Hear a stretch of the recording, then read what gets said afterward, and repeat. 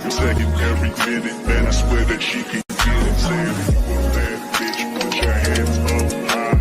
Hands up high, hands up high. Tell them dim the lights down right now. Put me in the mood. I'm talking about dark blue perfume. Go, go. I recognize your fragrance. Hold up, you ain't never gotta say shit. And I know your taste is a little bit high maintenance. Everybody else basic. You live life on an everyday basis with poetic justice. Poetic justice. If I told you that a flower bloomed in a dark room, would you trust it? I mean, I write poems in these songs dedicated to you when you're in the mood for empathy. There's blood in my pen. Better yet with your friends and them. I really wanna know you all. I really wanna show you off. Fuck that. Pour up plenty of champagne. Cold nights when you curse this name. You called up your girlfriends and your girl in that little bitty range. I heard that she wanna go and party. She wanna go and party. Nigga, don't approach her with that Atari. Nigga, that ain't good game, homie, sorry. They say conversation rule the nation. I can tell, but I could never right my wrongs unless I write it down for real. P.S. You can get it, you can get it, you can get it, you can get it. I know you what you want. Oh, what it does, put it in the song. Alright. You can get it, you can get it, you can get it, you can get it. And I know you what you want. Oh, what it does, put it in the song. Alright.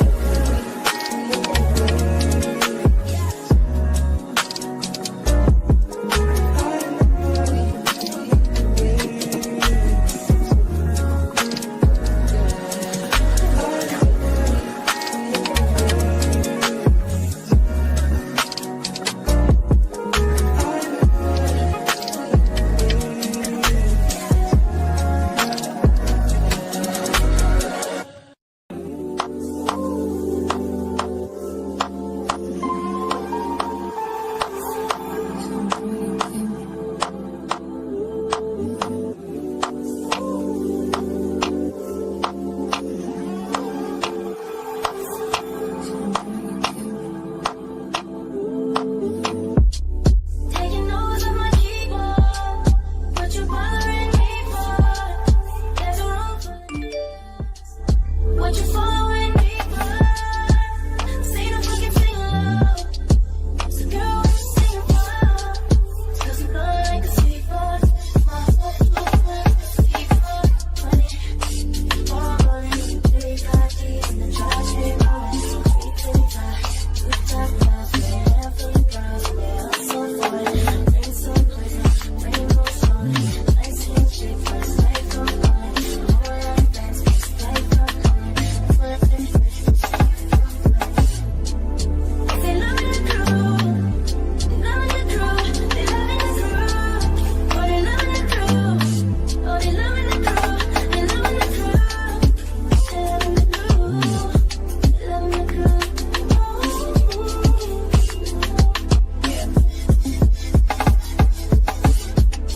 Taking over my keyboard, what you bothering me for? There's a room for the niggas, what you following me for? Say no fucking sing low, so girl, what you singing for? 'Cause you blow like a seaford, my heart looks like a seaford.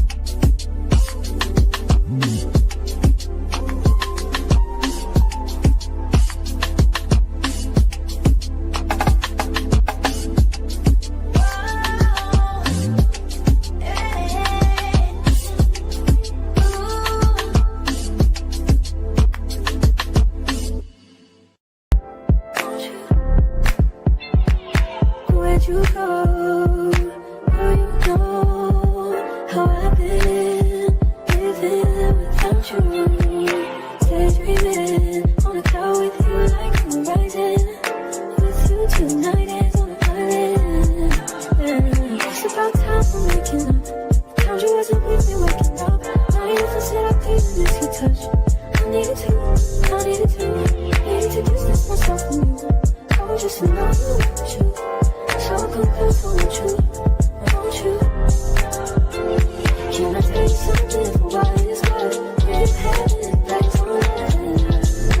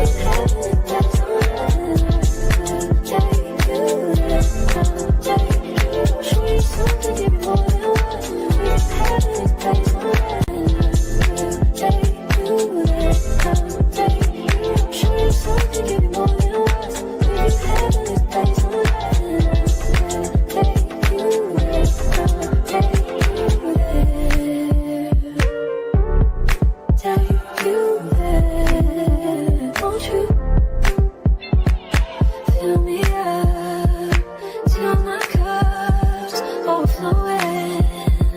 I'm so anxious just to feel the silence. It's so quiet, but I hear you. Saying to me, baby, said our time we're making up time. The times you wasn't really working out. Now you never said I couldn't miss you touch. I need you, I need you, need you to distance myself from you. I was just alone with you. So come true, won't you? Can I tell you something for what it is worth? We ain't having a bad time. Take you, show you something, give you more than words. We ain't having a bad time.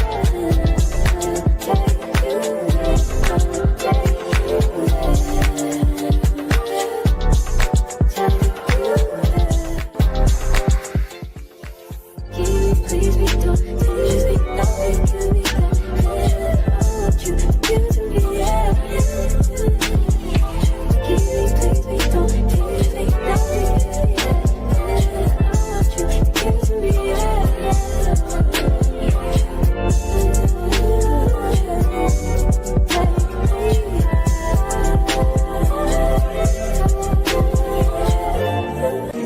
Every second, every minute, man, I swear that she can get it. Saying, you a bad bitch, put your hands up high. Hands up high, hands up high. Tell them turn the lights down right now. Put me in the mood. I'm talking about dark room, purple. Go. I recognize your fragrance. Hold up, you ain't never gotta say shit. And I know your taste is a little bit high maintenance. Everybody else basic. You live life on an everyday basis with poetic justice. Poetic justice. If I told you that a flower bloomed in a dark room, would you trust it? I mean, I write poems in these songs dedicated to you when you're in the mood for empathy. There's blood in my pen. Better yet, with your friends and them. I really wanna know you all. I really wanna show you off. Fuck God, pour up plenty of champagne. Cold nights when you curse this name. You called up your girlfriends and your girl in that little bitty range. I heard that she wanna go and party. She wanna go and party. Nigga, don't approach her with that Atari. Nigga, that ain't good game, homie. Sorry, they say conversation through the nation. I can tell, but I could never right my wrongs unless I write it down for real. P.S. You can get it, you can get it, you can get it.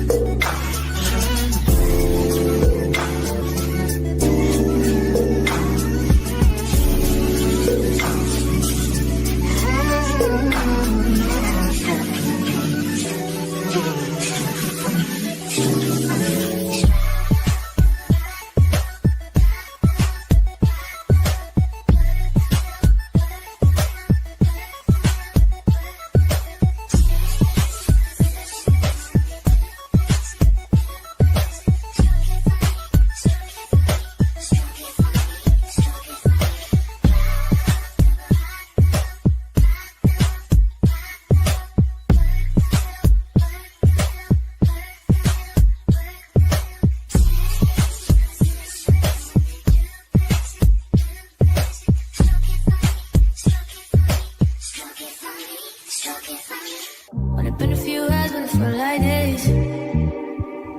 Only been days, but it felt like months. Been gone for a year, only know like once. Life move fast and you do what you want. I guess I'm doing what I want. Hope you doing what you want. What you want?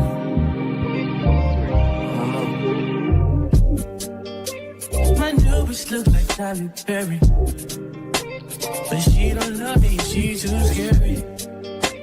My old bitch front like Jackie Brown. I wanna know if she too down. Will you be my leading lady? I want a contract, girl, no maybe. In the meantime, I'm doing what I want. just some me time. Hope you doing what you want. Crib by the beach like Odell. No, but mom, my killers don't tell. Shut down my mom, cause I knew you off the shelf.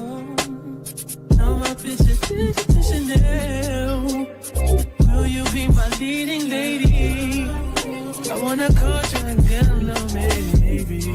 In the meantime, I'm doing what I want. get some me time. Hope you doing what you want. Only been a few hours, but it felt like days. Only been days, but it felt like months. Been gone for a year, only know like once. Life move fast and you do what you want. In the meantime, Just I'm doing what I want. get some me time. You doing what you want. In the meantime, Just I'm doing what I want. get some me time. You doing what you want. Maybe I'll love myself, I don't know. Leave me here, I'll fuck myself. See me in the mirror, I duck myself. Don't need much, so fuck my wealth. I need you in the morning, but I need you now. Yeah, I know I give you all you need. I know what you like. I feel it coming. Tell me that the yes. I try to reach you, and I need some lessons. I need to give it all. I try to live, but I can't. I don't know why I got the wall. Drop me out of my mind. Don't need no other party. Don't need no other party. Only you feel on my body. Only you feel on my body. You don't need no other party. Then I made a mess of my mind. And I made it you get free up in mind. Say your body talk to me nice. Saying I'm a love you didn't need for your life. Yeah, our love no be like. Say every day together, yeah, day and night. Yeah, if I leave you go by. Yeah, if you leave I go. Love me your body, baby. Love me your body, baby. As you're whining your body, baby. So crazy. Love me your body, baby. Girl, you want it to me. I just wanna let you know. Oh, baby, day. Don't need no other party.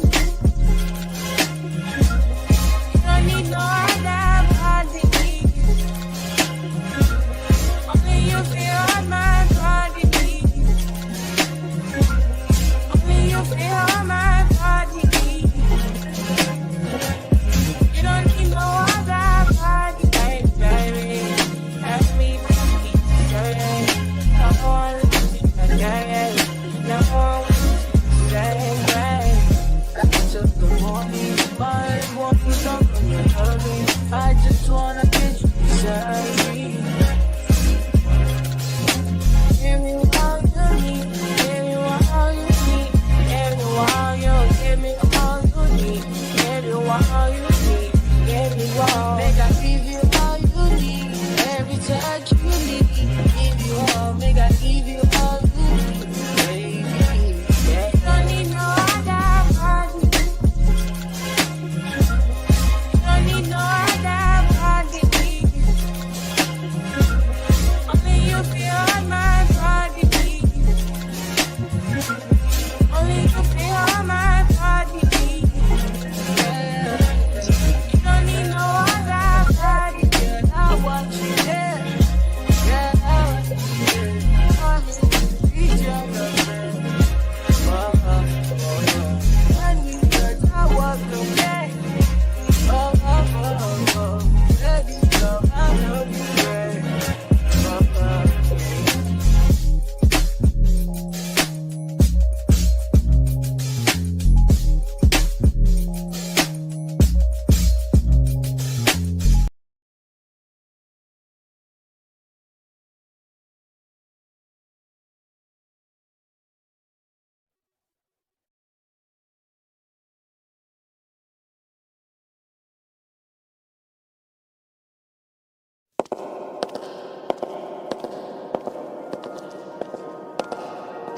Whole 10 shining stars, big tip.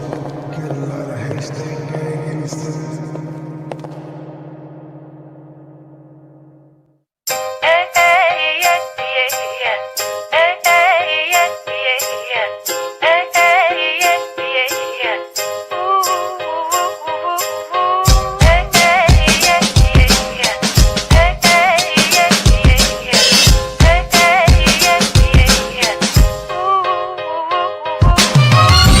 Sun is rising, feel the warmth of my face. There's a lot to do now, but there ain't no race.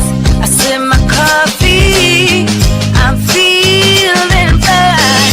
No need to work yet, I'm gonna take my time. It's a brand new day, gotta take it on my way, gotta take it on my way. It's a brand new day, gotta take it on my way, gotta take it on my way. Take a look out my window, see the birds in the trees. Their songs inspire me to sing a sweet melody. How do they do it?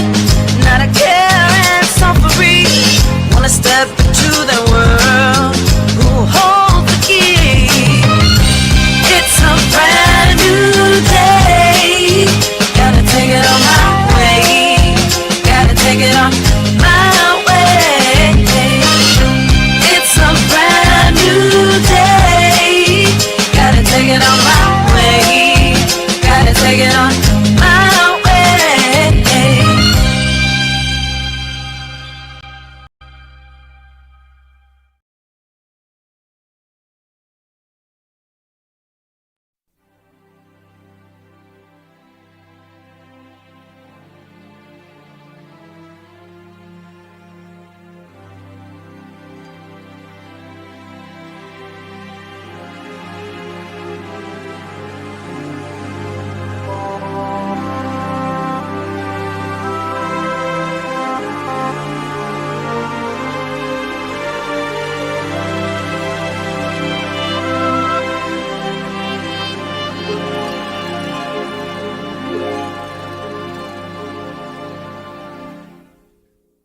I used to think that I could not go on,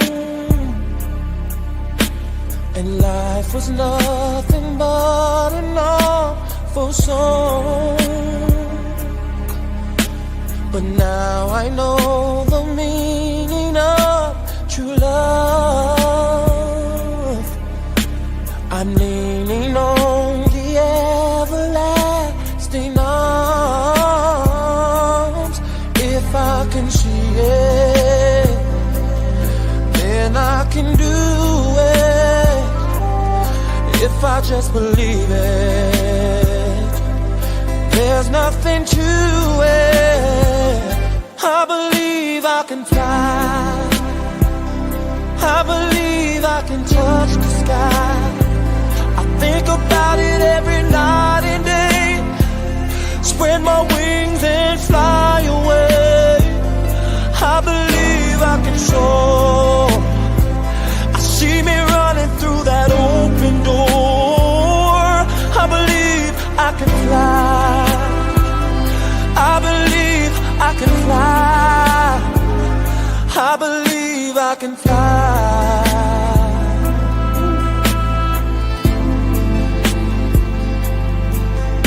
See, I was on the verge of breaking down. Sometimes silence can seem so loud. There are miracles in life I must achieve. But first I know it starts inside of me. Oh, if I can see it, then I can be it. If I just believe it, there's nothing to it. I believe I can fly. I believe I can touch the sky. I think about it every night and day. Spread my wings and fly away. I believe I can soar. I see me running through that open door. I believe I can fly. I believe I can fly. Oh, I believe I can fly. Hey, 'cause I believe in you.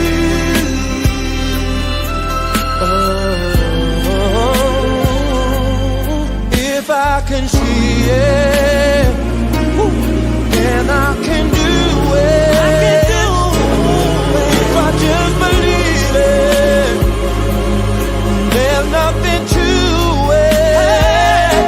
I believe I can fly. I believe I can touch the sky. I think about it every night and day. Spread my wings and fly away. I believe I can soar. I see me running through that open door. I believe I can fly.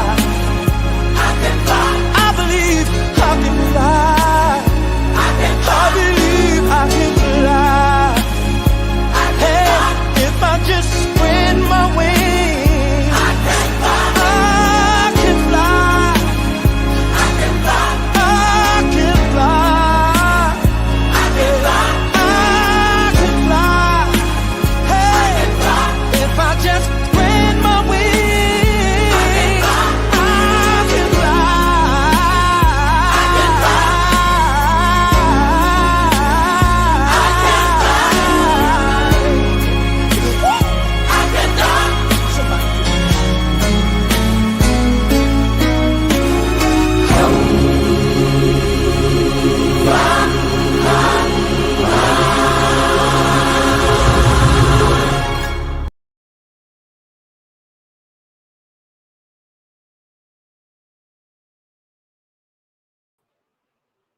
Good morning, good morning, good morning. Hey y'all. How y'all doing? Happy Tuesday. Come on in and hit that like button for you, girl. I appreciate y'all being here. Thank you, thank you, thank you. Hey, be true. Hey, money boy. Y'all know they divas. Good morning. I gotta wipe my tears after that song. Don't do that. My Don't boy, do that. my boy, R. Kelly is innocent. Oh, okay. I'm sorry. Oh my God. um, let me say this before we get started, y'all. We're gonna get into it. We're gonna the first portion of the show. We're gonna talk about a little bit, just a little bit about um Mr. Carmelo Anthony, and then the main topic of the show is gonna be Mr. Lacey. All right, I will say this. Can y'all please send up prayers for our sis Lucius? Mr. Lacey is a member of her family. If y'all been checking out my community wall, um, and sending up prayers to that family, I appreciate y'all. Thank you so much. I do. Please continue to send up prayers for her family, Mr. Anthony's family, and also the family of Austin Metcalf. Um, so yeah, I just want to say that. But we're gonna get into it, y'all. So hold on one second. Y'all.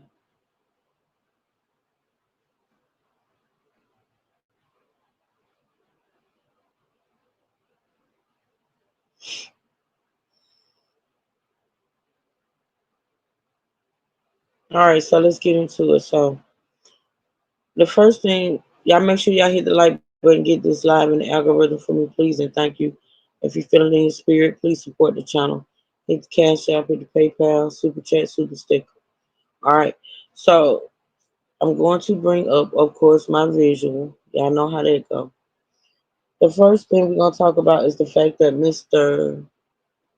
Carmelo Anthony, for those that may have missed it yesterday, let me cut this fan down. Hold on a minute, y'all.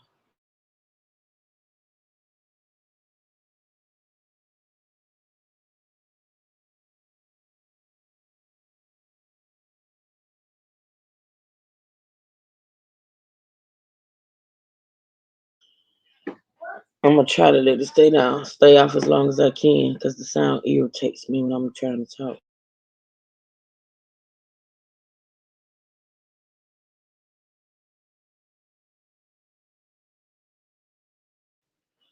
All right, hey Candy Corn. All right, so let me so the first portion we're gonna be talking about the fact that Mr. Carlo Anthony was like I said for those that missed it yesterday, he when he went to court, remember we talked about how he had a hearing to have his bond reduced from $1 million to his lawyer was asking for 150,000, but the judge ended up reducing the bond to $250,000. And so his parents came up with the money, and he was released from jail yesterday. I told y'all how ecstatic I was about that. Let's get into uh, what happened with that on yesterday, and I hope it play. If not, we'll play the audio.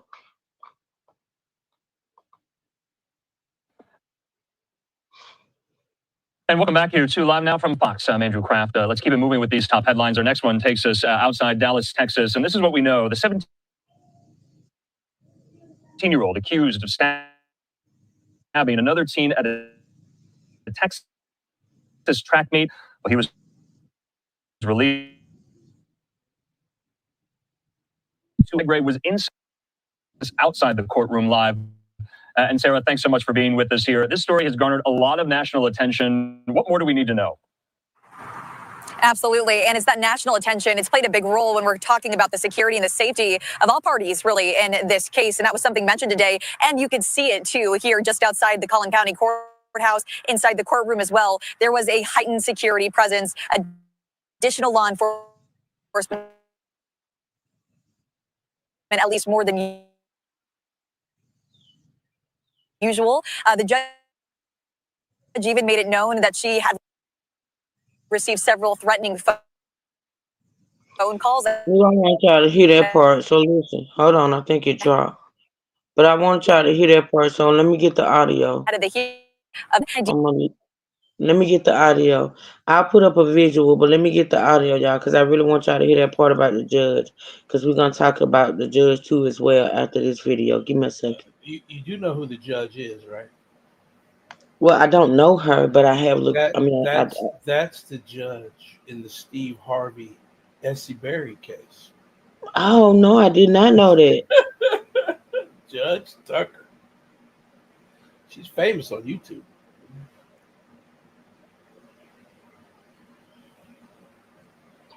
She what on YouTube? Oh, she's famous on YouTube. Oh, Essie, I Essie Berry used to drag her, called her a crackhead and everything else. well, Judge baby, Tucker. she's facing some Judge more stuff with this case. So go ahead.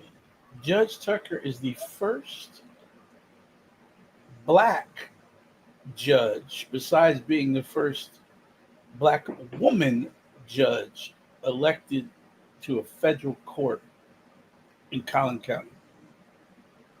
Mm. Why was Steve Harvey's case in that county, or was she somewhere That else at the time? because that's where the divorce was placed. Oh wow, okay, I didn't know that. That's they Steve Harvey lived in Frisco, Texas. So his divorce came up in Collin County. Oh wow, I did not know that.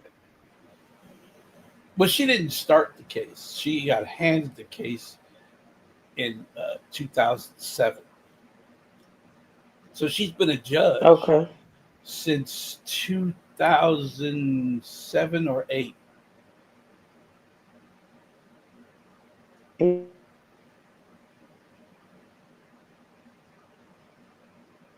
What is my thing doing? I don't know what it's doing, but I'm coming. Go ahead and talk, Detroit. I'm trying to pull up the audio so we can play. Well, and she's an elected judge. It's not. She Hmm. doesn't just get to be a judge. So she was She actually elected in that county. Yes, she was elected into that seat, Oh wow. and Okay. she's been reelected, I believe, twice, if not once. I don't know how long their tenure is when they get elected, but I know she had been up for Mm. reelection and she won again.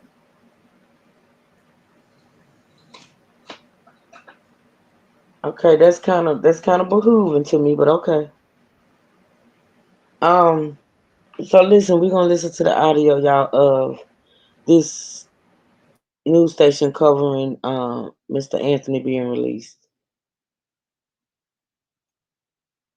Oh well, if I cut the volume up, we will. Hold on.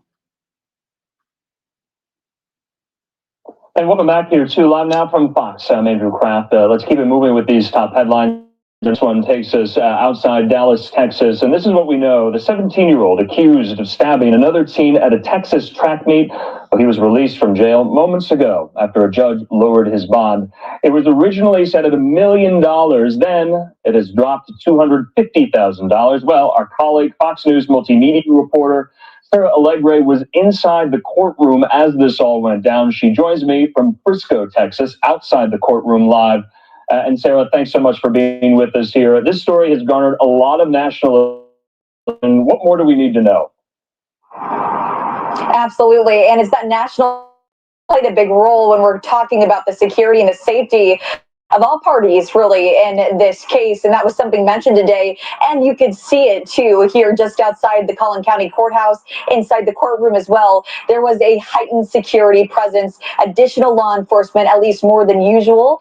The judge even made it known that she had received several threatening phone calls ahead of the hearing and hasn't been under this kind of pressure, really, or seen a case reach this public scale in her 13 years of being on the bench. Another key thing that stood out a little bit earlier today was who took the witness stand. We did hear the suspect in this case, and we got more of an idea of his son's character. He talked about Carmelo Anthony being a straight-A student, the captain of the football and track teams, and a church regular. Now, the defense says all that matters when it comes to bond. Also, that Anthony's not a flight risk and has strong community ties.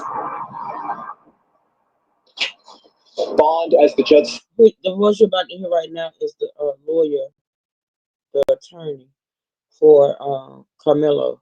If y'all want to see the actual footage of him leaving the courthouse, go to my shorts on this channel, and I got a short up of him leaving the courtroom. Wasn't much to it.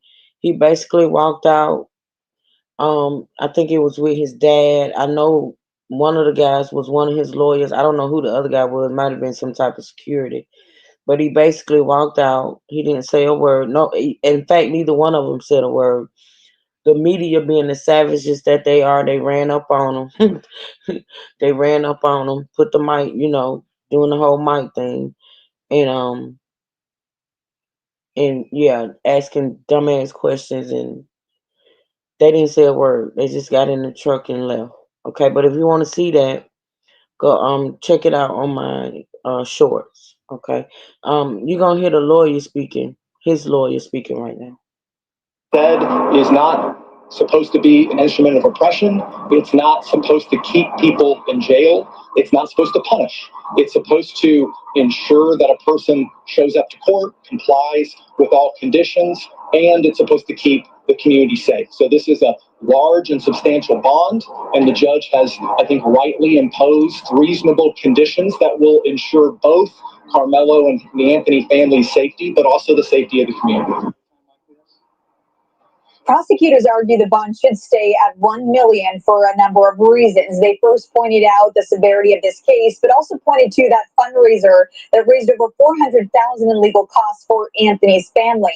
But the judge disagreed here. She settled on house arrest with an ankle monitor, again that reduced bond, and a weekly phone check-in with a bailiff.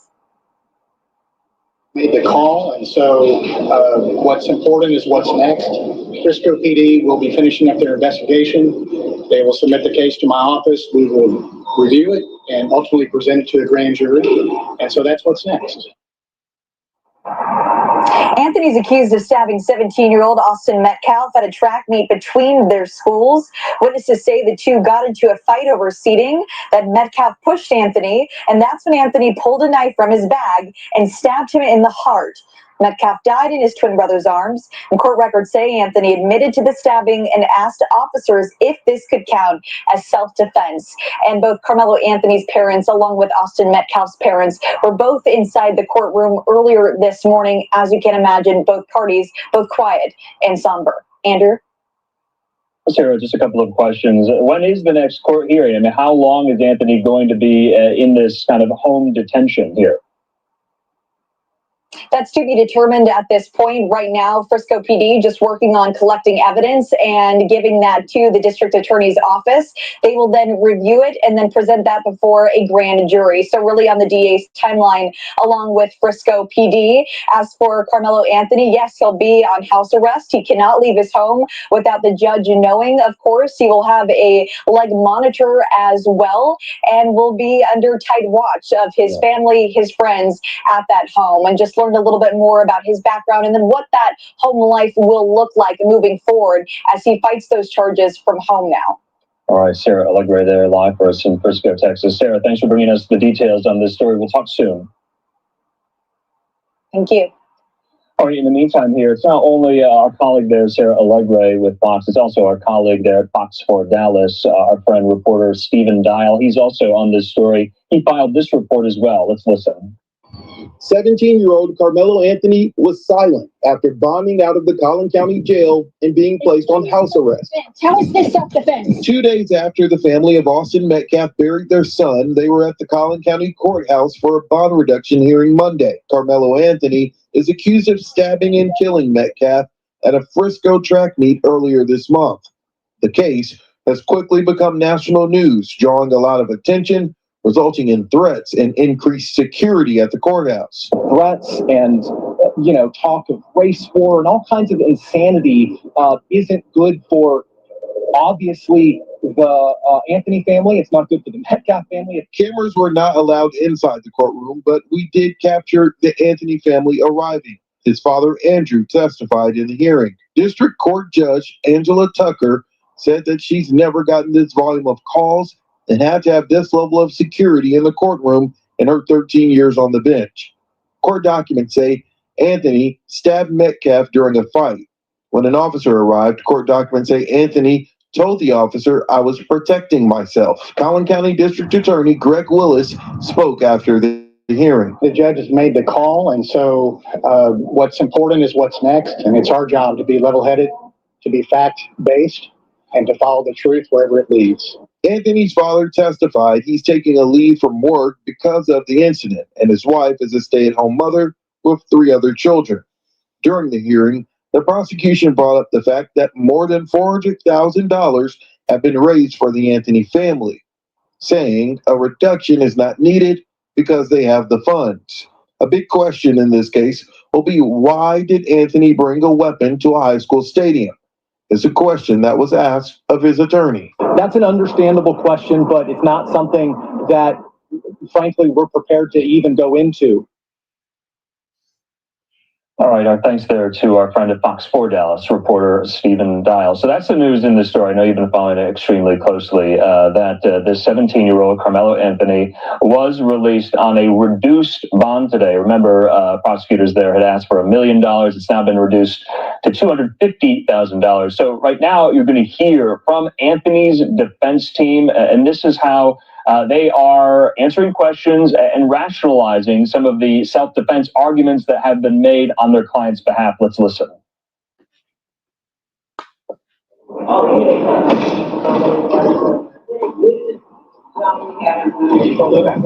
We can't do this in here.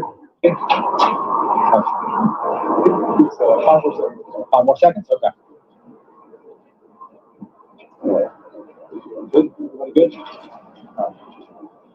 Every Texan has the right to defend themselves when they reasonably fear for their life. Self-defense is a protection that applies to each and every one of us. There are 2 sides to every story, and Carmelo is a 17-year-old kid and an excellent student. He's the captain of his track team. He's the captain of his football team. And prior to this, what was on his mind was what college he was going to go to. This is a tragedy all the way around for both families. Rushing to judgment, trial by public perception and trial by media is not how we ensure justice is done. We are confident that after a full investigation, that the truth will come out. Thank you. You took umbrage with the state's assessment was simple and brutal. Why was that? Well, the fact of the matter is, like I said, there's 2 sides to every story, and we've only heard one side. In any criminal case, the police investigate, and the defense is always far behind that. And so it is a one-sided investigation to this point, and even that investigation is still ongoing. So to say that it happened this way or that way is just not accurate at this point. All of the facts are going to come out, and that's why our system of justice requires that we keep our minds open and we let the facts come out as they are after a full investigation.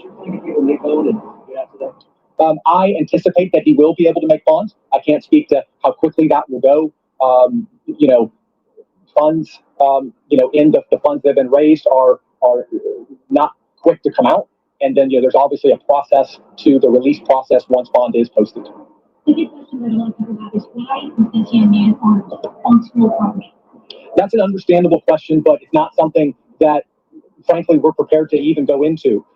This is something that I know the police and the prosecution want to get it right and want to have a full and fair investigation, and so do we. So it would be irresponsible for me or them at this point to start saying, this is what happened, this is why, anything. So I understand that's a big question. It's going to be a big question, and it's something that we will find out, and we ask that the public, as hard as it is, withhold judgment and let both of these families have justice, that let both of these young men, the Metcalf family and the memory of who they've lost, but also Carmelo, have a fair and full justice process.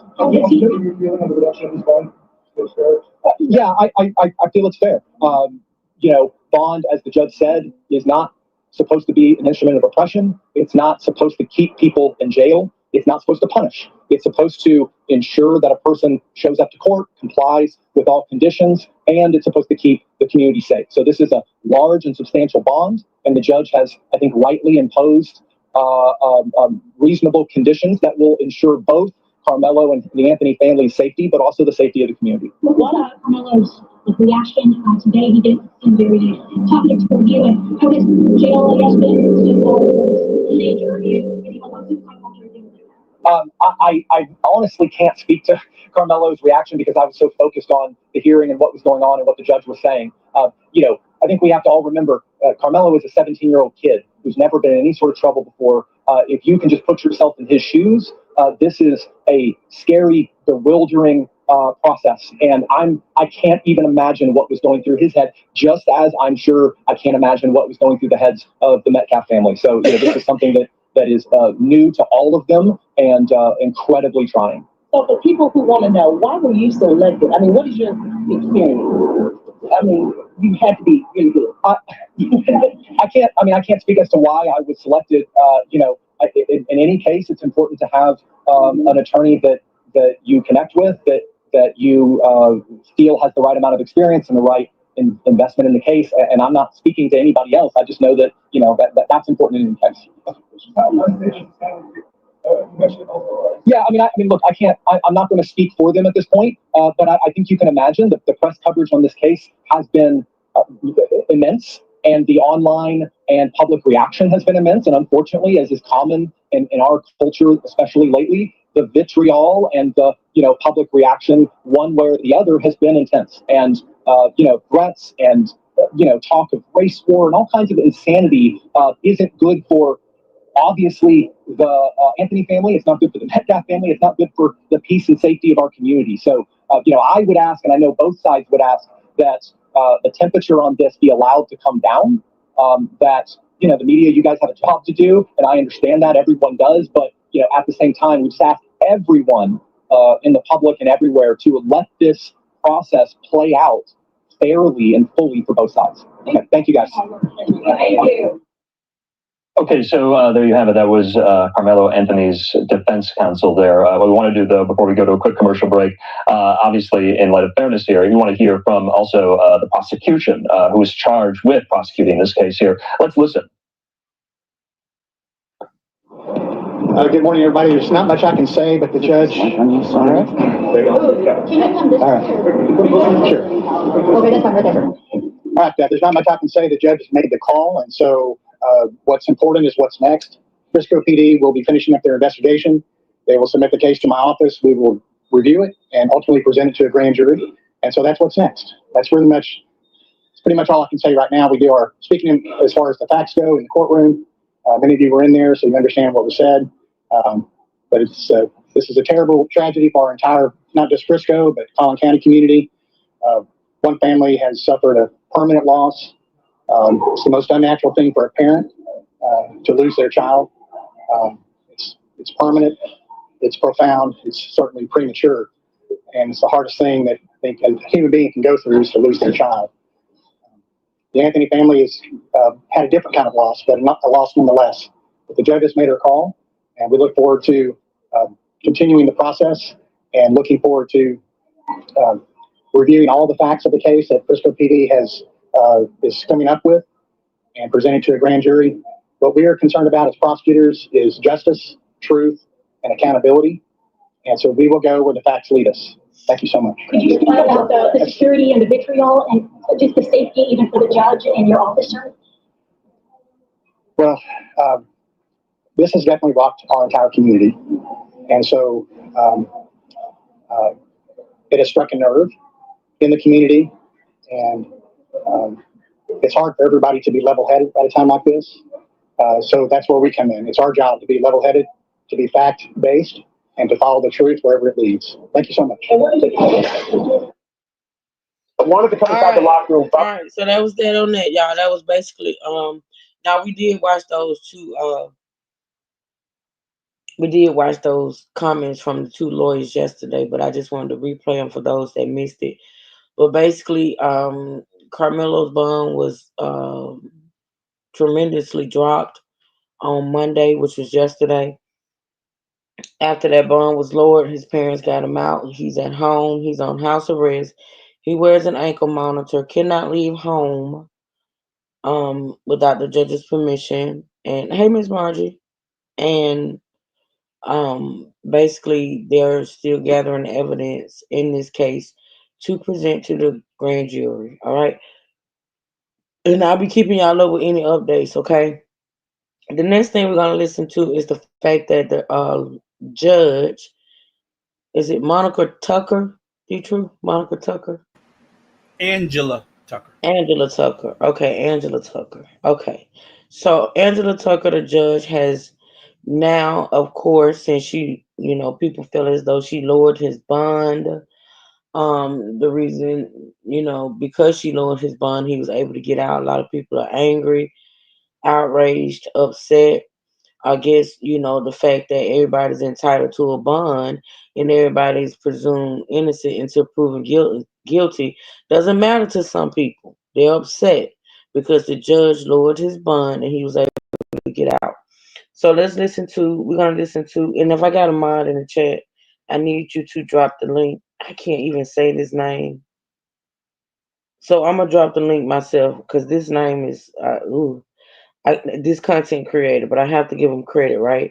So I'm gonna either drop it in the chat or I'm gonna put it in the description box.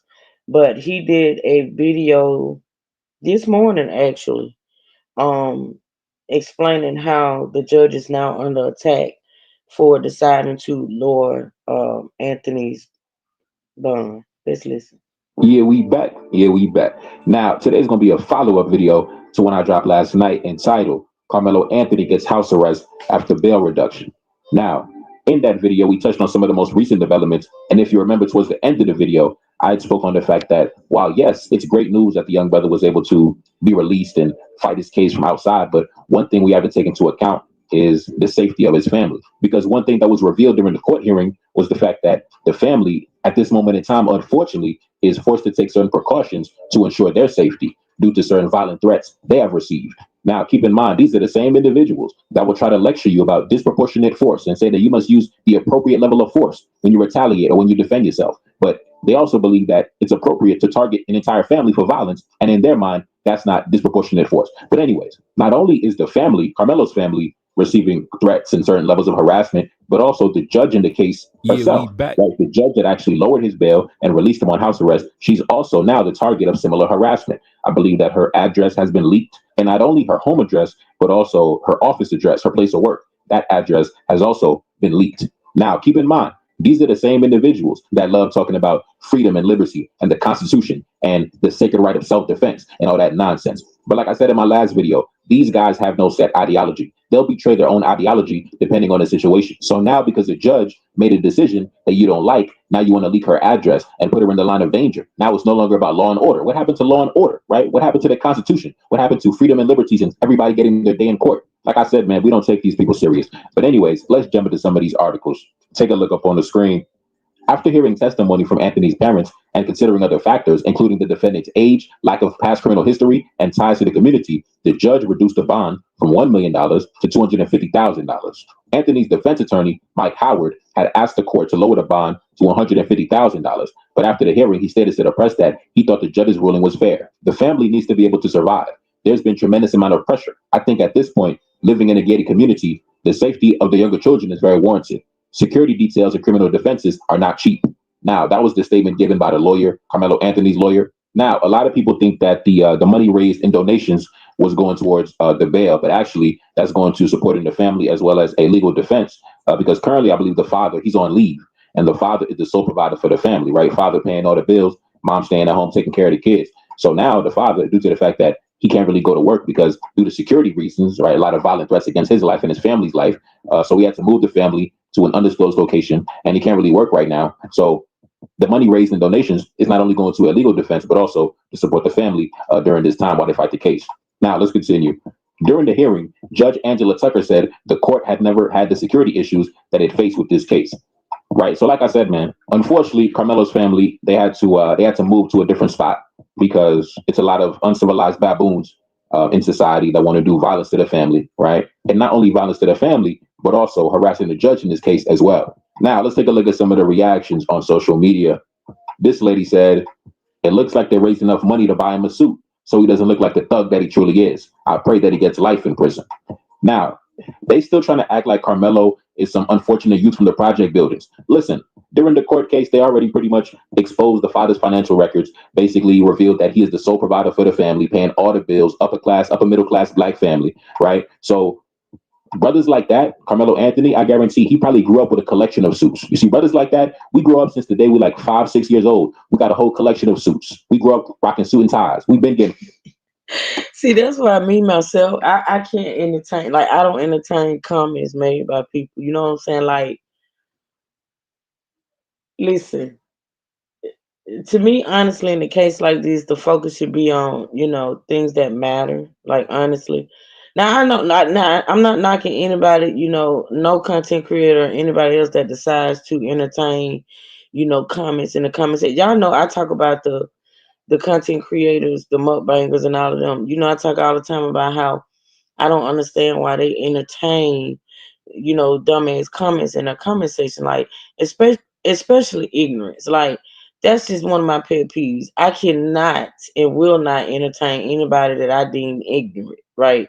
And a comment like that, you know, focusing on the fact that this young man had a suit. I mean, what? He not supposed to have a suit, and you think they bought him a suit just to walk out of the courtroom? I mean, you got to make it make sense. Hey, Miss Janice. But yeah, I couldn't entertain it. Like, I wouldn't even highlight it. Cause see, what you got to realize about trolls and people that actually go into comment sections and make those type of comments, they want some type of attention. Like, they want somebody to pay attention to the ignorant ass statements that they make. And I just deem it not necessary to do it. That's just me. But that was ignorant. That was dumb. That was stupid to say that, oh, they was able to afford to buy him a suit. Why can't they afford this? That's crazy. But hey, like I said, to each his own. I don't knock anybody that chooses to do it, but I just won't. I can't.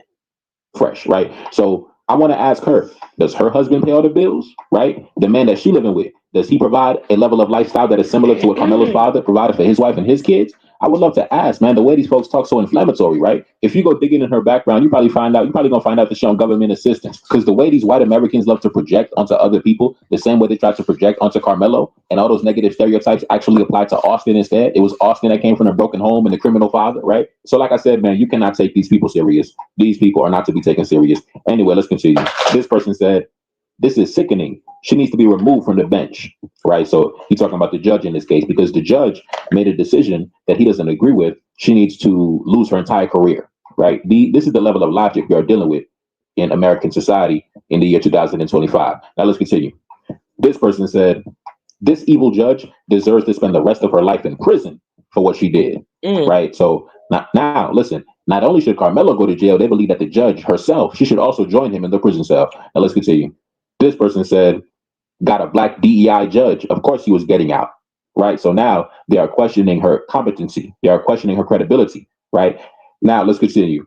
This person said, this actually ABL. ABL said this, I guess she's racist because she's black and lowered the bail for someone who you think is guilty.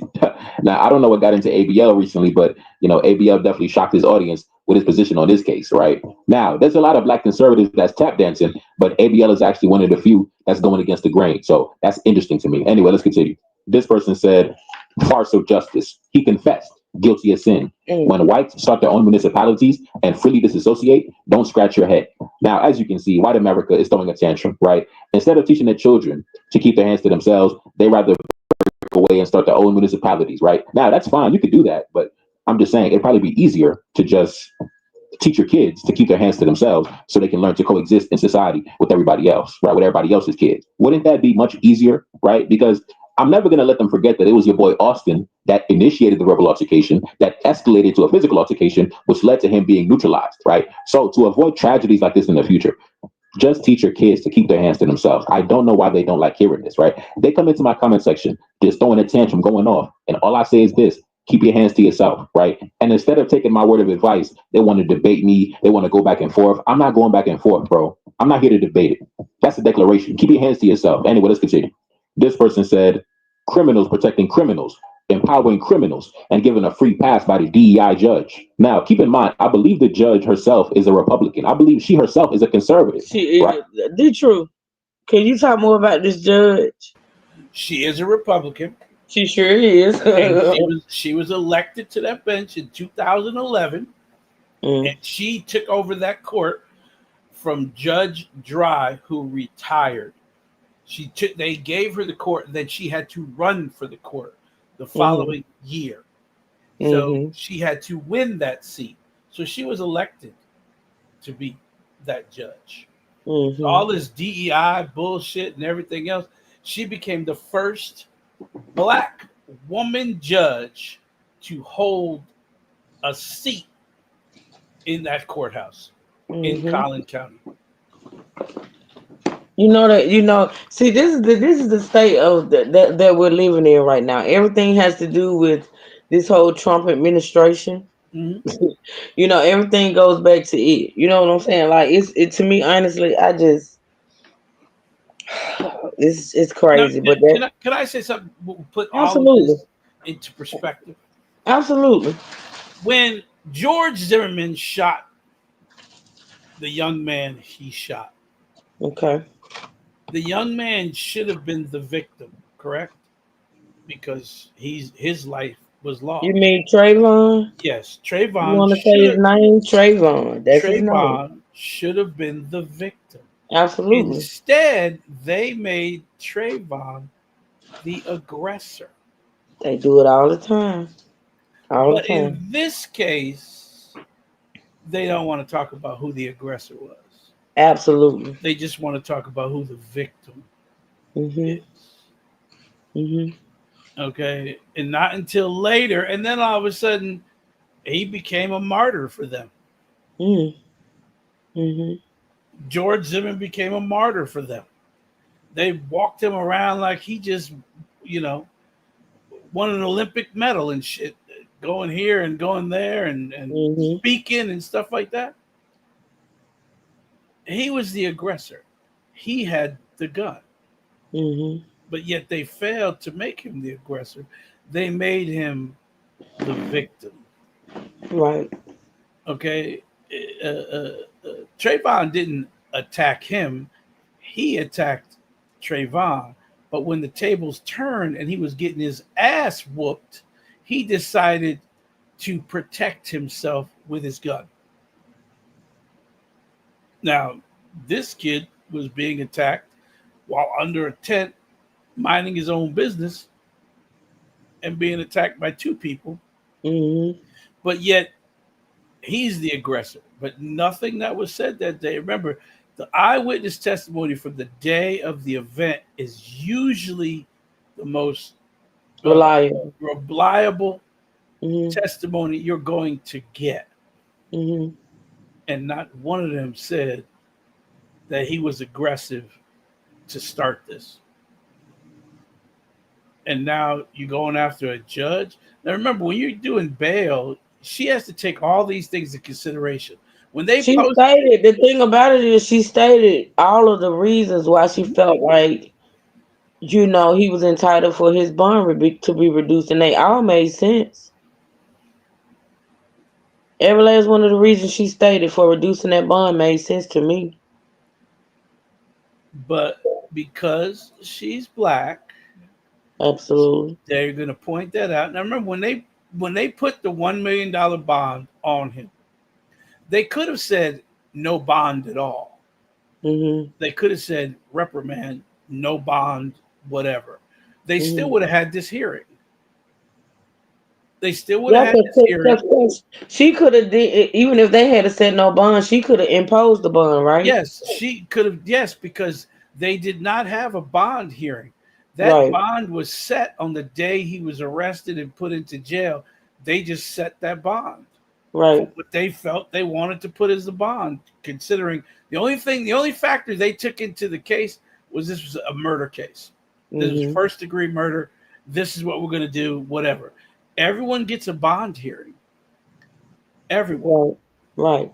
Regardless of what, they can keep you in there for as long as they want. They can say no bond for as long as they want, but they still have to present the facts on why you should have no bond or a bond of that. Are you a flight risk? Are you known to have access? I think I did some research, and you can let me know if this is correct or not. I think like when you have a bond hearing, the main I'm not gonna say the main. I'm gonna say two of the top things that they consider are whether or not you're a flight risk and whether or not you have priors. Whether or not you're a danger. Yeah, to a the danger and community. have Yeah. priors. Yeah. Have you been? How many times have you been arrested? Are you a danger to the community Or yourself. Yeah. Was your act so malice that you didn't care? Because the first thing they say is you have no regard for life. That's the first thing you'll hear come out of a prosecutor or a judge's mouth. You had no regard for human life. You are a danger to everyone around you. Sometimes they'll leave you in there because they know people are going to go after you. And they say But see, all of those reasons, and some more that we mentioned is because it's the reason why Diddy is still locked up. Mhm. Because they don't want him to have access to the outside And world. we know he's definitely a flight risk. Mhm. We know he's a danger to others. Yeah, they say he threatening people while he locked up. You know what I'm saying? So people just gotta, just know what the process is, and even if you don't know, don't assume that this judge lowered this young man's bail because she's black and he's black. That's ignorant.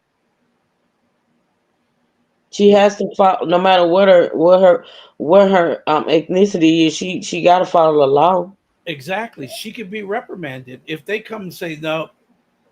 There's bias in this, or they feel that something wasn't right. They could have her investigated.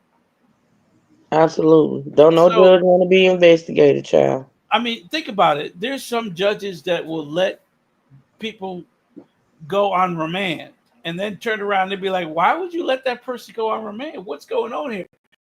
And they do some investigation, find out that someone knew them, that the judge knew somebody that knew them. Why would you? Why? And again, what they do is they also look at all the other cases that they've sat in front of, all the other cases that were put in front of them. Because that's how they find a lot of the racist judge. They go, well, okay, you had 42 people come before you, and 17 of them were black, some Hispanic, and white. But the only person that you put high bail on is black people. They look for patterns. That's why a judge is always knows they're going to be scrutinized. So they know better than to show patterns. That's how they caught a lot of judges that were getting kickbacks from these jails. Every time a juvenile came in front of them, they were like, "Oh no, send that boy here," and they kept sending them to the same place. Then they figured out, wait a minute, where'd you get that boat from? How you get that brand new? They started looking because it became a pattern. So she knows that this is going to be scrutinized. Before she made this decision, she knew whatever decision she was going to make was not going to be good for her. Right. But she said to herself, I'm going to do what should be done. And in her feeling, this is what should have been done. Now, of course, they're going to scrutinize her. Of course, you're going to have all these people. There's going to be picketing. They're going to be making phone calls. They're going to be out in front of her house picketing. They're going to do all that stuff. Then they're going to start threatening her. But the thing about it is the threats and the releasing her address and things of that sort. If that stuff is investigated, I did in my research find out that that's against the law. It's get me locked up. Yeah, you cannot release a judge's address.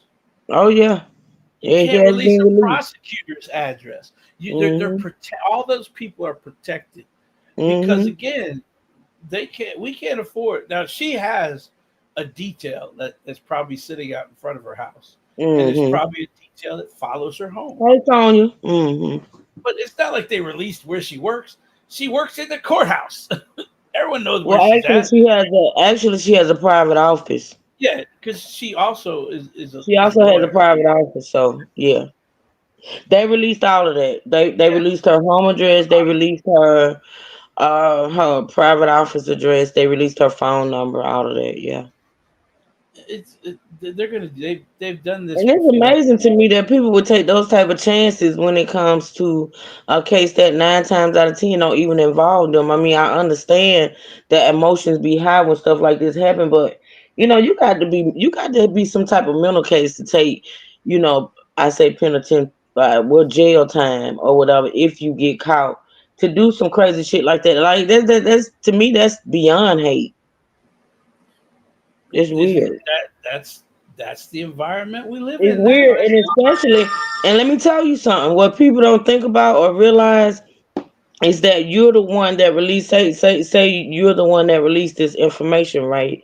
And say you don't get arrested just because you released it. But if something happened to that judge, You're an if accessory. anything happened to that judge, you're gonna be tracked down and you're gonna be hunted down. You're an accessory. And it could be something not even associated with the case, but you don't know that. You know what I'm saying? Anything happened to this judge, I mean, you don't release her information.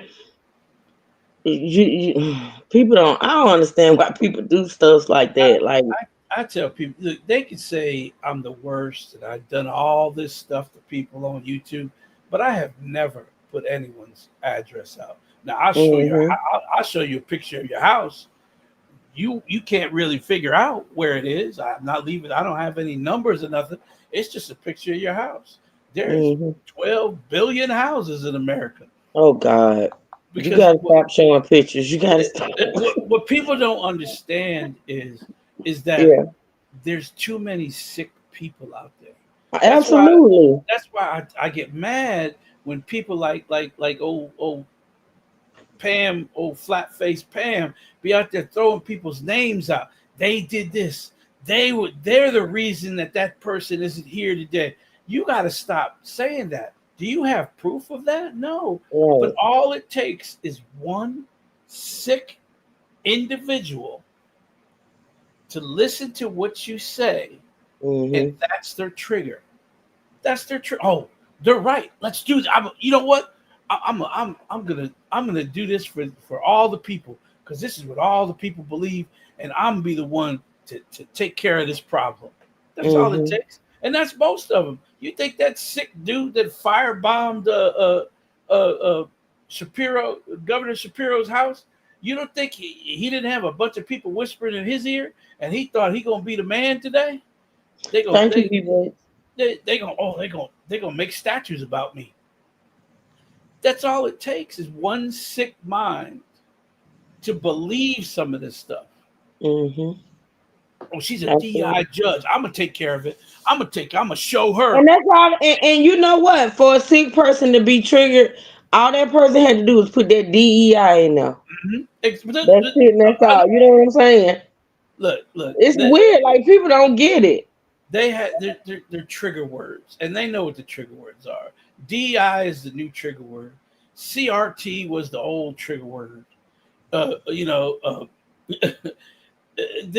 have these trigger words that they know is going to get people to look up. The dog whistle. Oh, what? I heard that. That's all it is. They know what to say and how to say it. That's why all them idiots were as soon as that DEI came out, that's the first thing they were saying. Everybody was DEI. Oh my God, this was a DEI hire. Let me thank wife and mommy. Thank you so much for the support you heard. You said beautiful tribute. Thank you so much. I appreciate that. Thank you for the support, baby.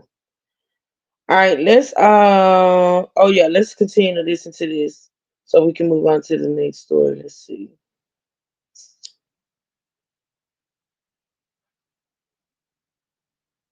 Right. So she probably believes in all the, conservative ideology, the right to a fair trial, self-defense, et cetera, right? But here they are throwing a tantrum, calling her the DEI judge, right? But she's a Republican. She's a conservative. She's one of y'all, right? But like I said, in order to be down with a team, you have to toe the line 100%. You cannot go off script. You cannot go off pattern. You have to stay within the lines and the boundaries. Now let's continue. This person said, how do people like this become judges? It used to be before DEI that you became a judge if you were the top of your class in law school. Now it's the other way around. Now, listen, simply because she made a decision that they disagreed with, they want her removed from the bench. They're calling in the credibility of her as a judge. And now they're trying to say that she didn't get good grades in law school. Now, I never seen her transcripts. I guarantee they never seen her transcripts, and they don't have any proof to support the allegation. But now they're calling in the credibility of her as a judge. Anyway, let's continue. Now, I blocked out her address on this post, but now this is where they actually released her address, and it actually. Wait a minute, let me bring that up for y'all to see. And I'm glad he blocked that out because if not, I wouldn't show it. But let me show y'all what they posted. And when I say they, I don't know who they is. It's just people online. And viral. So, yeah, these are the people that talk about law and order and freedom and liberty, and everybody should have a right to a fair trial, and everybody should bear arms and self-defense and yada, yada, yada, right? But here they are, right? They want her removed from the bench. They want her, obviously, if you release her address, you obviously want her to be harassed and attacked at her home. These are the individuals we are dealing with that are lecturing us about disproportionate force, right? That's their favorite word nowadays, disproportionate force. But meanwhile, they sending death threats to Carmelo's family. They're releasing the address to the judge on the case. These people are full of crap. These people are full of crap. That's why we don't take them serious. They don't have no ideology. They have no set ideology. They'll portray their own ideology depending on the situation at hand. Anyway, let's continue. As you can see, take a look up on the screen. The judge herself, she had to lock down her account. She had to put her page on private. She had to lock down her social media because I'm sure she's receiving ridiculous death threats in her DMs and all that. I'm already knowing, man. We know how these barbarians get down. Like I said, man, they want to throw a tantrum, so acting like some baboons, man. Anyway, let's continue. Take a look up on the screen. In Texas, posting a judge's home address online during a high-profile case is likely illegal under the Texas Penal Code, which prohibits the sharing of personal information with the intent to harm. As judges are public servants, the Texas Penal Code adds protections against actions meant to influence or retaliate. Such an act can be seen as a terroristic threat under the Texas Penal Code, intended to cause fear or disrupt duties. The context and intent matter greatly in determining if it's legally a threat. Now, this person said, the judge who granted Carmelo a reduced bond is a black Republican, but the white nationalists online are calling her the BLM DEI activist judge, right? That's what I'm saying, man. She's a Republican. She's a so-called conservative. But because she didn't throw the book at Carmelo, now they're calling her, a BLM, Black Lives Matter, a DEI, affirmative action hire, man. Like I said, man, when you are promoting their narrative, when you are pushing their narrative, when you carrying their water, they love you, man. They love you, man. Yeah, patting you on the back, slapping you on the ass. But when you go against the grain, the level of disrespect that gets unleashed is truly impressive. Anyway, let's continue. This person said, my prediction, the jury will be loaded with diversity and he'll get off. Now, this person said, new black suburban, treated like royalty. It sickens my stomach. Now, listen, this dude is mad because Carmelo Anthony got picked up from the courthouse in a Chevy Suburban, right? They jealous of a Chevy Suburban, man. It reminds me back during the time when Trump was running for office. Remember when Trump was talking about the Haitian migrants down in Ohio? I remember watching the video. They were interviewing the locals, and there was this one white lady. She was jealous because one of her Haitian neighbors was driving a Lexus. They was like, man, how do you get a Lexus? How do you get these nice clothes, right? Now, keep in mind, the Lexus was like a 10-year-old Lexus. It came out back in like 2012. It wasn't even a new body Lexus, but they were jealous of an old body Lexus, right? Just seeing a black man in a halfway decent car, even if it's 10 years old, it got him angry. Just like in this case, they seen Carmelo getting picked up in a Chevy Suburban. They acting like it's a Rolls Royce. Like, I don't understand. Was he supposed to hop on a bus and take the bus home? I don't understand it, bro. Was he supposed to ride a bike, take an Uber home from the courthouse? I don't understand it. Why do you get angry from seeing a black man in a Chevy Suburban? Why does that get you angry, man? It reminds me of that lady in the beginning of the video. Remember what she said? She said, oh, look at him. He's wearing a suit. Look at him. He finally got a suit. Why does him wearing a suit and riding in a Chevy Suburban, why does that get you angry? Why does that get you mad? Like I said, man, these people have issues, man. These people are insane. But anyways, man, I'm not going to be here too long, man. I'm not going to be here too long. Hopefully the judge takes some legal action in regards to those who leaked their address. And hopefully she's taking some precautions for her safety. And also, hopefully, Carmelo Anthony and his family also stay safe. Because as we know, these same individuals who want to lecture you about disproportionate force and they want to say, oh, it should have been a boxing match, it should have been a fist fight, oh, don't grab a weapon. But these individuals will threaten your whole family, threaten to kill your whole family. But if they attack you, they want a boxing match. They want the respect of a boxing match. But when it comes to them, they're willing to kill your whole family. That's the logic we're dealing with. That's the adversary we're dealing with. They'll kill your whole family, but you have to get them a boxing match. It's crazy. Let's continue, man. I'm going, man. It's your boy Neferkar. That's Salim back in the Billy. Yes, indeed. Cash App in the description. Support the channel. Support the album. All right, I'm going to put his link in my description box. Okay. Do you want to know? You want to know?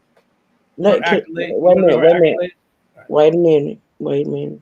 I'm gonna put his link in my description box if y'all want to go over there and check out his channel. I've checked out a couple of videos over there, and if you like it, make sure you subscribe and hit that bell. Okay, go ahead, Deidre. You want to hear her accolades? I mean, yeah, we can. No, you don't have to. I mean, it's up to you. Yeah, we can. I mean, I'm listen. Yeah, go ahead because he did bring up the point that they were saying she wasn't qualified, right? Okay, so she earned a full scholarship Uh-huh. to attend the University of Texas. Okay. She then attended law school at Southern Methodist University in Dallas. Post graduation, she went to work as an attorney, first in the Collin County District Attorney's Office, and later as a private attorney. Mm-hmm. Right? She became the first African American judge, not first Black woman African American judge. She was the first African American judge in Collin County's 170-year history. Mm. For 170 years, this court has been active and has never had a Black judge. Wow. Wow.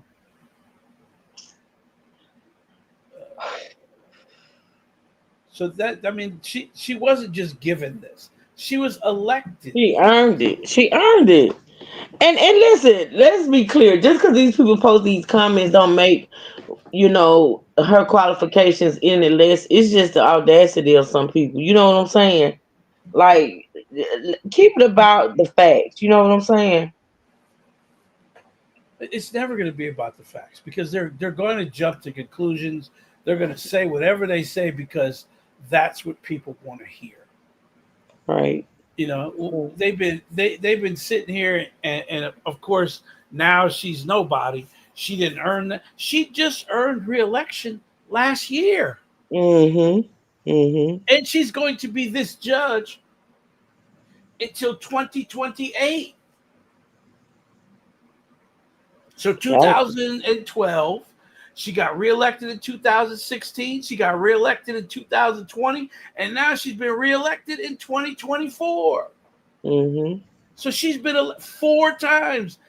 The people of Collin County have elected her as a judge. But yet she didn't deserve to be there. She's a DEI hire. Well, is she a DEI because she's a woman, or is she a DEI because she's Black? Absolutely. Come on. Which one is it? Because that's qualifications for DEI. Yeah, Tanya, they leaked her home address. They leaked her private office address. They leaked her phone number. All of that. Yeah, they did. Okay. All right. So before we end this segment, I want to say again, I want to send up prayers for Austin Metcalf's family that he was funeralized on Saturday. I also want to send up prayers for Carmelo Anthony's family. They going through. All these families need prayers. Actually, even the judge. The judge and her family, the attorneys, everybody involved, because people just take things too far instead of letting the wheels of justice turn. I slowly would, even though they sometimes turn slowly, you still gotta trust the process, and you still gotta just let things happen the way they're supposed to happen. But there are people out there that tends to want to take matters into their own hands. So I'm just sending up prayers for everyone involved at this point. And I will say that I am ecstatic that this young man, 17 years old, is out of that adult jail. Like I said, I will be keeping up with this. Anything new that comes out. I think one of the attorneys was asked when the next court date was, and they wasn't for sure because they say they are waiting on the police to gather all the evidence and present it to the grand jury. So I'll They keep up don't with know it. because they haven't even called the grand jury yet. Absolutely not. They still, according to them, are collecting evidence. So whatever that means. So all right, let's move on. Now, like I say, before we move on to this next story, I will let everybody know that's in here that wasn't in here at the beginning that this next story is concerning or pertaining to a family member of one of our true sippers, one of our day one true sippers. She's a moderator. She's a family member. We love her. This young man is one of her family members. Okay, so I want you all to please send up prayers for Lucius's family. Her name is Lucius. For those that don't know, send up prayers for her family too as well. Okay, let me pull it up. Now, the first video I'm going to play is a news report that was released on yesterday, and it's kind of giving you, because this, for those that don't know, this story actually spans back about, at this point, maybe what, 5 or 6 months, maybe the beginning, December, right? So the beginning of this story is not today. It goes back 5 months ago, and so this is the best news clip that I can find that breaks down what led to where we are today. All right, so let me pull it up.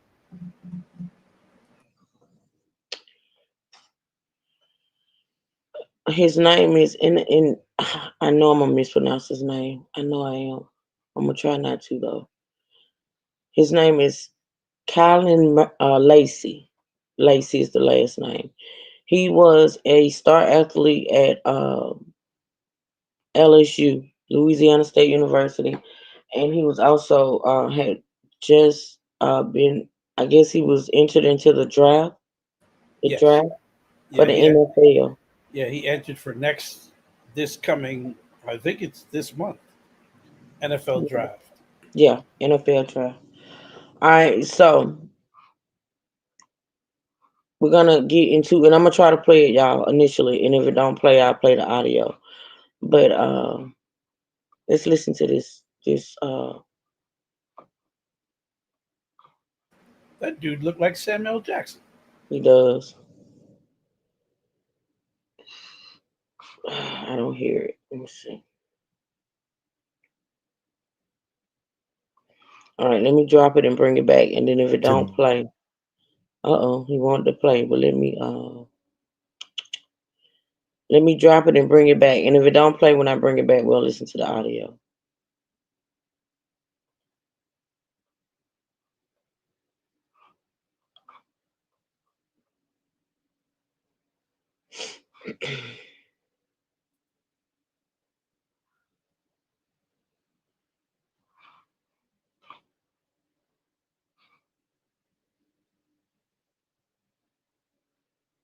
The former LSU football player who was facing criminal charges has died. Harris County deputies say 24-year-old Kyron Lacey killed himself during a chase Saturday night in Spring. Lacey was accused. All right. I'm not of gonna. causing a deadly. I can't do the breaking up, so I'm gonna put up a initial visual,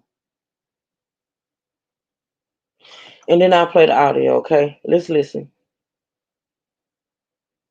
And welcome back to The Factor. Uncensored. A former LSU football player who was facing criminal charges has died in the Houston area. Harris County deputies say 24-year-old Kyron Lacey killed himself during a chase Saturday night in Spring. Lacey was accused of causing a deadly crash in December and leaving the scene without calling police. Separate incident there. Records show he turned himself in and was released on bond. A grand jury was set to begin hearing evidence in the case today. Lacey had declared for this month's NFL draft, but his alleged involvement stopped his prospects. Joining us to talk about this tonight, therapist Dr. Jasmine Boone, former athlete Lamarcus Newman, and former LSU athlete Kobe Faulkner. Glad to have you both here on this show. Kobe and Lamar, when you think about the pressure that a star athlete is under, and he's involved in an incident previously, not the most recent one, but he's still out there playing, can that be a lot of pressure on you walking around with that and also declaring that you're going to the NFL? Yeah, it's just a lot of pressure because you're thinking about family reaching out to you, family reaching out to see how much money you're going to be making. Then also you have the issue of his court date coming up, his lawyer talking to him, his agent talking to him. So many different things that's going on in this kid's head. And me personally, I don't even know how this kid is able to just manage, so much stuff that's just going on, especially between the draft that's coming up and things like that. And from your perspective, to have that kind of pressure as a young athlete and still be playing while you have all of this stuff going on for you, your thoughts about that? It compounds and it becomes a weight. And it just constantly adds to it because you then have the aspect of not being able to log off social media and not being able to avoid the comments that everybody makes. And so it starts to compound and become something more major than it was. And so when you feel hopeless, when you feel like, yes, there are people I can talk to, but I feel embarrassed to even talk to them about it, I should be able to handle this. So you have this overconfidence as an athlete, but then when your confidence is questioned, things like this can happen. And so he may have had someone to talk to, but he just didn't have that ability to get to that next step to actually. And Dr. Boone, that's where we bring you in. Like he said, one of the key words he used, hopelessness, when you're facing a situation, two situations. Yeah. So how do you even deal with that? You know, my professional opinion is he was probably dealing with some post-traumatic stress. I'm sorry, y'all. I don't know why this is a news channel, but it seemed like the audio is messing up a little bit. Hopefully, y'all can still understand what's being said. Let me know if you can't, and I'll try to do something else. The hit and run. He's also dealing with pressure, anxiety, depression. And so, like he said, it's just compounded, right? And as a young man, cultural influences make you mask and say, like, oh, be strong. You're a man. You're a football player. Be resilient, you know. And so he may not have had the support system because he was masking so well. But that depression turns into hopelessness. And then when it comes to hopelessness, it's really hard to see the glass as half full. If there is a situation like this, Dr. Boone, where you're involved in one incident and a life is lost, and then you're still out there playing, do you advise intense counseling for that person? What, while that is going on, even though they're young and they feel like they can take on the world, the reality is, like our guest said, it compounds. Yes, intense and extensive therapy, because, you know, it's not natural to have taken a life, even if by accident. And so you have no idea the emotional toll that takes on one's mind and body and nervous system. And so you have to get with a professional, perhaps one who knows EMDR, to really process that trauma thoroughly, give you the tools to get through the symptoms of post-traumatic stress, because this is something that is abnormal. And the body and the mind cannot make sense of it until you get the help and the support to make sense of it. And LaMarcus and Kobe, your thoughts, should he have been playing during this time? Did that give him some peace of mind or a break from all of that? Or do you think there should have been, and we don't know if there was intense counseling or not, but do you think he should have been playing at the time? To be honest, it's a tough call. It's a tough call. It happened in December too as well, and it happened 10 days after his birthday too, 10 days before his birthday. So one thing is, there was a lot of pressure going through the time, but I think that the agent should have stepped in and probably offered some type of counseling to the young man, because he's working. My thoughts are he should have got I don't know if he got counseling or not, and I don't think they know whether he was in counseling or not. But my thoughts are, from me knowing personally about this game and what it means to a player like him, my thoughts are, yes, he needed counseling. He did. He needed to be getting counseling, but to stop him from playing football or for him to not play football probably would have made it worse. He didn't play the last game. Yeah. They had a championship game on December 31st. He was not allowed to play. Yeah. Yeah. When you have a young man such as him, and I'm speaking from just, like I say, my experiences with my son, and when he played football, they don't just, you know, players like him, they don't just play the game. You know how some people, they don't just play the game, they live the game. They are the game. They take it seriously, and it's a part of them. And, you know, to take that away from them, even if they're going through something, it could be bad. Before this happened, they did expect him to enter the draft. He had not entered the draft. He entered the draft soon after this accident happened, right? Right. So But they projected him to go in the first round. They don't know how high up, but they projected him to go in the first round because there's a bunch of teams that needed wide receivers. So they said he wouldn't have. He would have been picked by someone in the first round. Hold on a minute, Dietrich. I'm pretty sure he would have been picked too. Time, you say, I don't know if you believe in spirit box or not. If you do, hold on a minute, y'all. Give me 1 second. Spirit boxes. You said, if you do, there's a guy that's Channel 9, whatever. Yeah, I don't.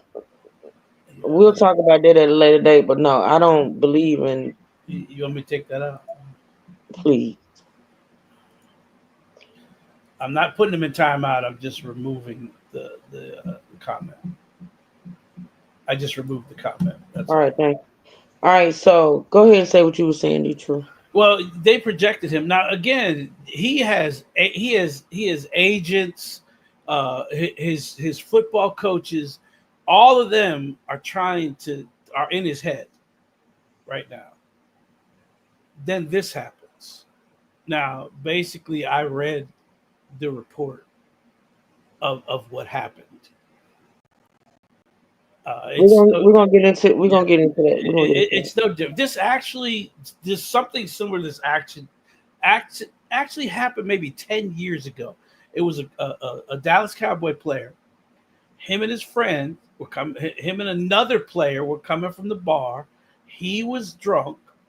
He wouldn't let he actually would not allow anyone to drive his car. He got in the car. One of the other players that played on the team with him got in the car with him. There was a terrible crash.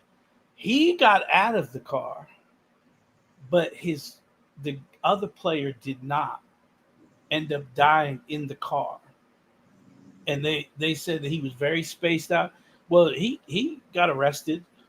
He got probation, and he was banned from football. But the Cowboys actually lobbied for him to come back 2 or 3 years later. They let him back. They let him work in the facility or something, and he ended up coming back. He didn't really play very much after that, but it's very similar. He didn't flee the scene because they're saying that this guy fled the scene of the accident. But again, they don't know. Like, they're not talking about the details of what happened. So, did he know the thing happened? Because he was passing. So there's a lot of things that could have been different or could have went his way. You know, it would have been, because I think they got him for negligent homicide. Yeah, so I wanted, because see, I don't know if everybody in the chat knows exactly what happened back in December. That's why I wanted to play this clip to just give an overview of the fact that he was dealing with charges pertaining to an accident. Someone passed away, and that's what he was dealing with when he took his life a couple of days ago. Yeah, he had big charges: negligent homicide, felony hit and run, reckless operation of a vehicle. We'll get into that in a minute. Let's finish listening to this, and then we'll talk about it. So I think that was his escape by working out, preparing for the combine, and then at the same time getting ready for the draft. So I think the agent could have stepped in and just provided some type of assistance, provided some type of counseling. But I know the NFL, they have different mental health counselors that can step in, but unfortunately he didn't get to that point. All right, Kobe, your thoughts on this? I do know that for sure LSU has a strong counseling program. And I know athletes that I played with that I'm friends with today that benefited from the counseling. But just because they offer counseling doesn't mean that somebody's going to take full advantage of it. And once again, let's all state, we don't know if he took it or not. Right. We don't know the degree that it was, but I can tell you that as a walk-on athlete who was in scholarship, who had different pressures, we know that it builds and it compounds and gets worse. So everybody on the team may have a different role, maybe more of a star than someone else. So they may have different things that they need to talk to the counselor about. But when it gets to something that you've taken a life, you don't think that there's any other solution. There's hundreds of other athletes that have done things like this and recovered, came back and played all these things. So I think that the only therapy he did have was to play in that game. And in the last 30 seconds, what would be your advice, word of advice to his family now? They're really going through it. You know, allow yourself to feel everything that's coming, because grief is really heavy and there's no amount of talking that can fix the pain. You're just going to have to get a strong support system around you, a strong tribe around you, and bear down and process this grief with a professional and with your family. All right. And we want to send our best to his family as well. It's such a tough time. Still ahead. Okay, so with that being said, I'm going to play one more little video, y'all. I'm going to play one more video. He didn't have a choice. He wouldn't have a choice. They would put him in counseling. He wouldn't. He's a star athlete on a scholarship. He doesn't have a choice. He was getting counseling. They were not going to allow him to walk around without counseling. A lot of times they don't even let you walk around by yourself. they put a buddy with you. Nobody. You know, you know what I mean? I'm just saying. See, what I want to tell the people that don't know who hasn't followed this, without going too much into it, because I wanted to play the clips before we really talk about it. He was dealing with these charges, right? He was dealing with these charges pertaining, because of this wreck. Up until, like D2 said, he was still playing. He had entered into the draft, which is another stressor, and he was dealing with all of that. There was another incident that happened right before he did what he did. So I'm just telling y'all that there was several things that probably led up to what happened. A lot of people, I know, I thought before I was made aware this morning, shout out to Trey, I thought when I learned that he had taken his life, and I still think a lot of it had to do with that. A lot of it had to do with that too. But I thought the only thing he was dealing with was the accident situation. Because when he passed away, I think the grand jury was supposed to convene on his case like yesterday or today. I think it was today, maybe. But something happened right before he did what he did, and we're gonna talk about that. Thank you, Ebros. I'm gonna play this one more. It's 11 minutes. I'm gonna play this one more clip from this channel that I watched called The Family TV, and it also gives a breakdown. It goes more into the accident itself and what happened with the accident. I got another video that I might play after we talk a little more, but let's get into this one first, and then we'll talk a little bit more. I'm gonna bring up a visual too on this one, y'all. Just let me start playing it.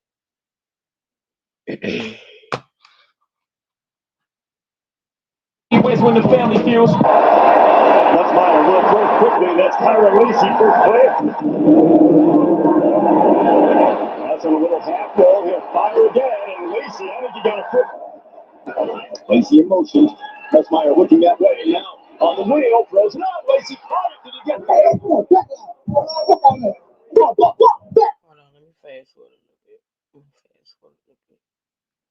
And you're gonna hear his voice. When I come back, you're gonna hear his voice talk. For all those younger recruits, man, this is what you come to LSU for. Big games like this, you're going to get an opportunity to play at the highest level, play against some great teams. Come on, man. There's nothing better than this. For all my young receivers, wide receiver type shit, man. So 5 catches, 111 yards, and a game-winning touchdown. He balled out. News before we go, we just learned that former LSU wide receiver Kyron Lacey has died. Man, believe it or not, I look at a lot of our videos as lessons. We get to learn from each other's stories, spread awareness, and most of all, pay our respects. None of us is perfect. Today we talk about the hometown hero who had everything going for himself. And I know it might sound cliche that one bad decision can throw everything away, but that's the truth. And this video is a prime example of that. And whether it was intentional or not, your reaction might determine your fate. Today we talk about an LSU star who some would say was the best wide receiver coming into this year's draft. A man who beat the odds already. But after a fatal incident in the winter of 2024, and just 2 days before jury determined his fate, saying this man couldn't take the pressure and did the unthinkable. And for YouTube Guidelines fans, you already know what we're talking about. And we'll later elaborate on it in the video. But before we go over this one, I want you guys to remember, I won't give you no angle. I just give you the story. So with that being said, make sure you like, comment, and subscribe. We'll jump right to it. Born December 27th, 2000, was a young kid who went by the name of Kyron Lacey. He was born and raised in Thibodaux, Louisiana. He attended Thibodaux High School. He stood out in high school. As a senior, he had 54 receptions for 864 yards and 18 touchdowns. He was ranked as the 10th wide receiver in Louisiana for the 2020 class. He committed to the University of Louisiana at Lafayette to play college football as a 3-star recruit, declining offers from Houston, Louisiana Monroe, Louisiana Tech, Miami, and Virginia. And we all know for the following 2 years, COVID had hit. And not only college athletes, but the mass majority of the world was working from home. And for those who don't know, you get up to 4 years to play as a student athlete in college. And if you're not able to play that year, you're able to use that year the following year, which explained why Lacey didn't graduate in 2024, but instead entered the draft in 2025. As a true freshman at Louisiana in 2020, Lacey played in 11 games and had 28 receptions for 364 yards and 4 touchdowns. In 2021, he played in 13 games and had 22 receptions for 304 yards and 6 touchdowns. After the seasons, he transferred to Louisiana State University, also known as LSU. He started 2 of 14 games at LSU in 2022, recording 24 receptions for 268 yards as the third wide receiver in the LSU depth chart behind Malik Neighbors and Brian Thomas Jr., who entered the draft. Lacy started 10 of 13 games and had 30 receptions for 558 yards and 7 touchdowns in 2023. He returned to LSU for the 2024 season as the number 1 receiver. On December 19th, he declared for the 2025 NFL draft. I don't look too crazy. I ain't looking in the mirror. Kyron, can you just talk about the chemistry you have with Garrett Nussmeier right now and just kind of how things have been? Now I watched this. This is gonna be like it's gonna last a couple of minutes. He's talking to the press, and this is what you're looking at is what I'm looking at. He's talking to the press about I think about being in a draft and things of that nature. But listen to this young man speak, how he speak. What really got me with him is how he talked about the team, how he talked about handling every, just listen to him. I'm gonna walk off while this play, and I'll be right back. The truth, if you want to say something, I'll pause it when I come back, and then we can talk. But y'all listen to him. Okay. I got what you got, the truth. I'm gonna read that when we get through with this.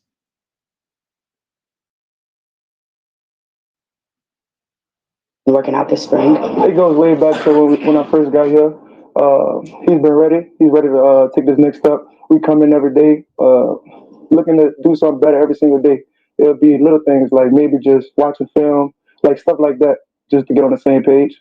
And then Coach Kelly said on Saturday you're kind of stepping in these shoes that Malik and Brian left behind. How are you and Chris Hilton kind of fitting into that the gap of QB, our receiver 1 and 2? Seeing those guys come to practice every single day, it was a blessing because it really opened my eyes because those guys are like my brothers. So like everything they're doing, I was in the backfield, like just watching everything they do, like on and off of the field. So it's gonna be a big time to take over, but I'm ready for it. And then I guess just like what do you bring to this offense, or what do you feel like is your biggest asset to this team? I feel like I'm a big team leader. I want everybody else around me to be great. So if I push everyone around me, I feel like this team could go far. There's been a lot of talk about this offensive identity, especially after leaving Jaden and Malik and Brian all leaving. At this point in spring, what do you think this identity of the offense is? We're still trying to find our identity. We come in every day looking to get better at something. Like if it's just red zone, we're looking to top the last time we did red zone. So we're still trying to find our identity. Those younger guys coming up every single day, they're getting better every single day. I got to give my shout out to Sheldon Sampson. He comes in every day. He's been doing the little things right because last year maybe he wasn't doing the little things right, but now I feel like he's taking that next step and doing the little things right, so he can be great. How do you feel as far as now all eyes are kind of be on you? Is it a pressure and a burden you're looking forward to taking on? It's not really pressure because the eyes is on LSU football, so it wouldn't necessarily be just on me because we have a lot of guys on that offensive unit and defensive unit, so we come in every day to get better. So, how would you describe how last year went for you in terms of how you started and how you finished personally? Just having to lock in more, like in meetings. Like I had a couple drop balls. Everybody knows that, but it's like how you gonna bounce back from that? You can't just sit down and be like, feel sorry for yourself, should I say? So just gotta come in every day and work hard. So. Can you remember a low point specifically where you said, "I gotta dig deep"? I would say like after week 4, I felt myself like going down. So Malik, all those guys just started bringing me up, telling me what I need to do on and off the field. So I just trusted those guys, trusted everything they was doing, and got me here. Watching you in the spring, it looks like you're in the best shape you've ever been in. You're most confident. Is that how you would describe how you're playing right now? Most definitely. I feel confident more than ever. Like I just felt ready to compete. So as you can see, man, Lacy had trust the process. He was LSU number 1 receiver. But just 2 days after entering the draft, December 17, 2024, Lacy's life would change forever. He was driving on Louisiana Highway 20 when he was accused of speeding and illegally passing people, causing a head-on car crash that killed a 78-year-old passenger. The victim was later identified as Herman Hall, and he rested in peace and loving condolences to his family. Lacy was accused of speeding in the 2023 Dodge Charger. But here's where Lacy allegedly made things worse. He reportedly fled the scene without calling authorities or emergency services. Lacy was arrested January 12, 2025, after he agreed with authorities to turn himself in. He was released on the same date on a $151,000 bail and was charged with negligent homicide, felony hit and run, and reckless operation of a vehicle. Herman Hall's family says he has been involved in a lot of high-profile litigation over his career and says he has never seen a name withheld by officials because someone was a high-profile individual. No one is above the law, not a star athlete, not anyone. former LSU wide receiver Kyron Lacy is being accused of negligent homicide and hit and run for his involvement in the death of 78-year-old Herman Hall. Was a great man with a loving family. He leaves behind a wife who unfortunately has debilitating injuries from this accident as well. She was in the car with him. He leaves behind children and grandchildren. He's a retired soldier, retired law enforcement, just a wonderful man that left a lifelong legacy behind. Louisiana State Police say Lacy was driving recklessly along LA 20 in Thibodaux on December 17th, at one point crossing the center line. Drivers in the northbound lane tried to swerve out of the way, causing a head-on collision that took the life of Hall. I think that tells us a lot about Kyron Lacy. Attorney Digger Earls, who plans to represent Hall's family in the case, says he is a big LSU fan, but that will not stand in the way of this case. I cheered Kyron Lacy throughout his career. That doesn't change my position or doesn't change the job that I have to do seeking justice for this family. State police told Hall's daughter days after the crash that the suspect was a high-profile person and that they were going to take their time on the case. I don't understand why state police would withhold the information, like the name of the defendant, because he plays football. That's ridiculous to me. WBRZ asked state police why it took 3 weeks to file the warrant. They said they had to speak with witnesses and look for all possible evidence to confirm Lacy was driving. Earl says Herman was a veteran Marine who would want justice. My job is to seek justice for his family and for Mr. Herman. Mr. Herman lived his life fighting for justice. He would want someone to fight for him. Lacy's agent, Rocky Arsenault, issued a statement saying Lacy is fully cooperating with authorities and that the facts will ultimately demonstrate the truth. You can read the full statement on our website. April 14, 2025, a jury was set to hear Lacy's case, which is also 2 weeks away from the 2025 NFL draft that's being hosted in Green Bay. But just 2 days. So the grand jury was supposed to convene on yesterday to determine whether or not the charges will stick, and then the draft is like 2 weeks away. So, yeah. Right before a grand jury set to hear his case, April 12, 2025, Lacy was in his apartment in Houston, Texas, where reports come that he lost his life. All right, this is where they get into what happened the night he took his life. Y'all listen. May he rest in peace and love and condolences to his family. You can only imagine what he was going through. One mistake, watching his peers set for the draft. He was less than 48 hours. My man, before hold on. I think I passed it. Y'all. Give me a second. Let me go check on something. D2, you can say something right quick. I'll be right back to continue that. Okay. Well, yeah, I mean, they charged him with negligent homicide, which means he was at fault for the death of that other person. That there was no other person to blame but him. And when they usually do negligent homicide, it's for a vehicle or an accident that had happened that you could have prevented by not doing what you did. It's not murder. It's not, when you set out to do harm to someone. It's an accident that could have been prevented. And they have manslaughter too, but when it comes to a vehicle and a car crash, there's many circumstances that could be brought up, like, hey, could that person have done something different? Did that person react wrong?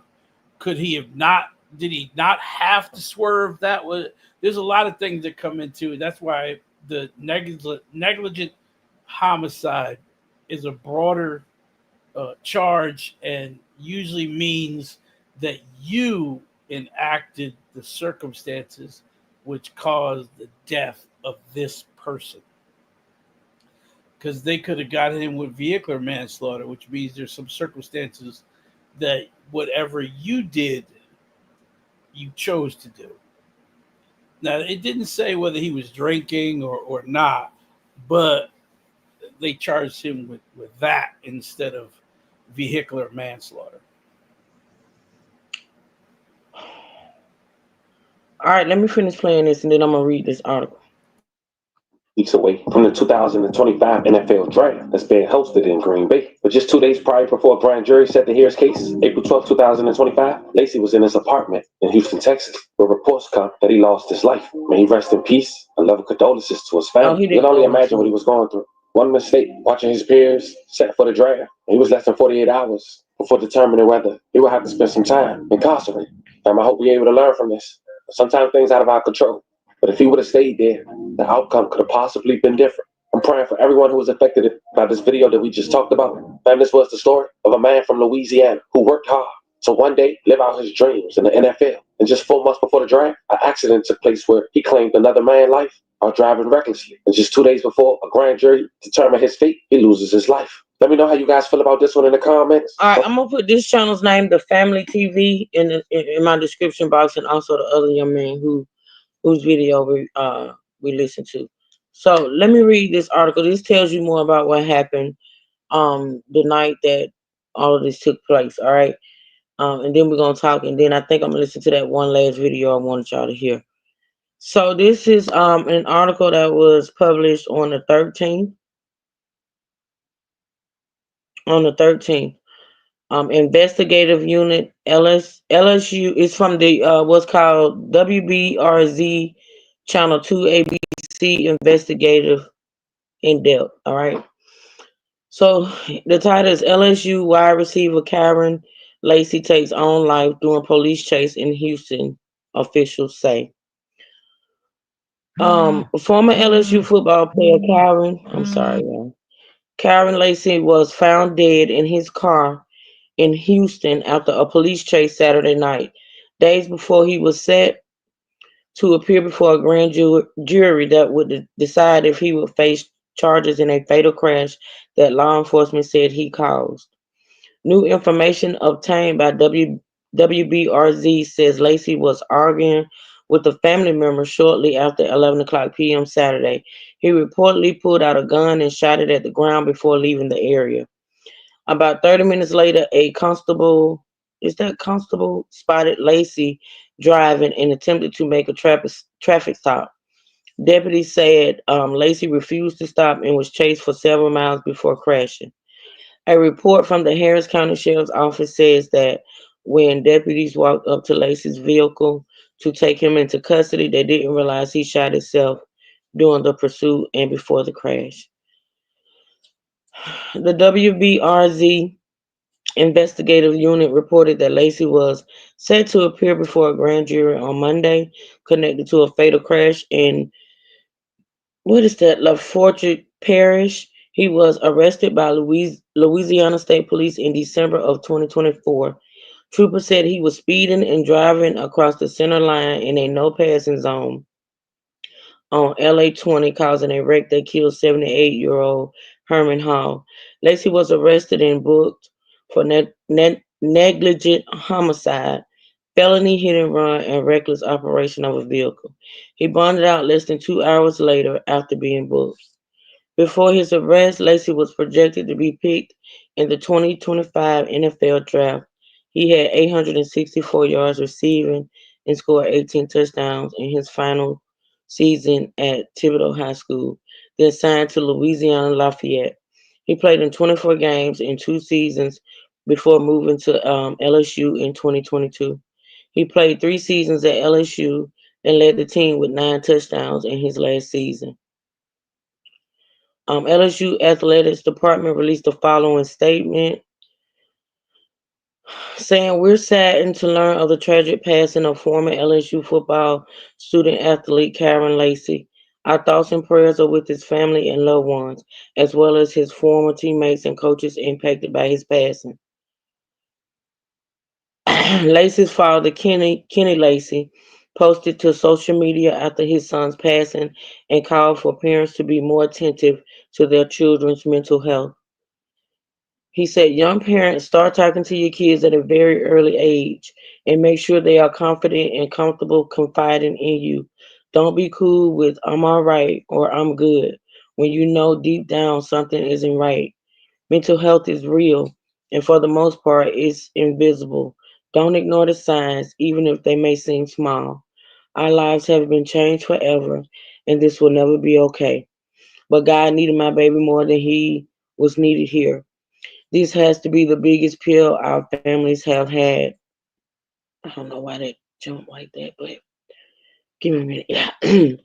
"This has to be the biggest pill our families have had to swallow, but I know the love and compassion in our families will get us through. This will never get easier, but we'll learn to live with it. Check on your kids' mental." All right, D-True, what you gonna say? The True, you still here? Yeah, I'm here. All right. So basically, y'all, what happened was, like I said, in dealing with the whole crash situation, grand jury coming up in a couple of days, dealing with, entering into the draft. That, like I say, that's a whole nother stressor. Basically, whatever happened Saturday night at this young man's apartment with this family member. Once that happened, um, you know, the thing about a person that takes his life, you just don't know. Okay, so we know what this young man was dealing with. Like we know. But I think what his parents would love to know, and I don't know if they know or not. I know me as a parent, I would want to know what in that moment. And I know you was being, like he had pulled a gun, he had gotten an argument, he, was being pulled over by the police or whatever. I would, me as a parent, I would just love to know what caused you to just snap right then and there and decide that you just didn't want to deal with any of it anymore, and you just felt like there was no way out. Because even, to me, and I was talking to Trey this morning, I told Trey, I said what really got me, but this was before I found out about the incident on Saturday. See, when I was listening to my videos and reading stuff, I thought the young man had taken his life because of, the whole accident, and the backlash from that, which I'm sure had something, a lot to do with what he was feeling too as well.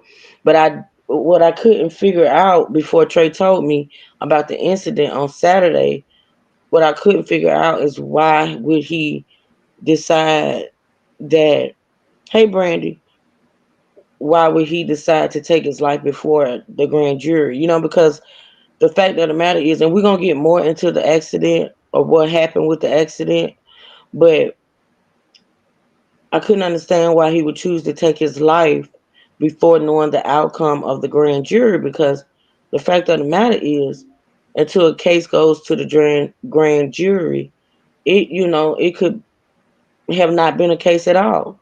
Like it could be, evidence that he was not responsible or whatever. So I was just trying to figure out why he would decide to do that before even, that process took place. But then when I found out that something had happened that night, and I don't know if whatever happened that night was the reason why he decided to do it. I don't know.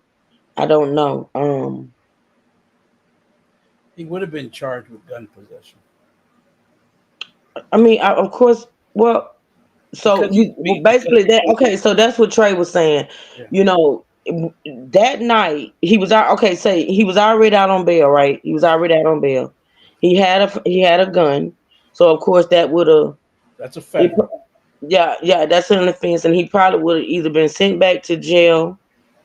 Yes, his bond would have been rescinded, and he would have been charged with felony possession. Mm-hmm.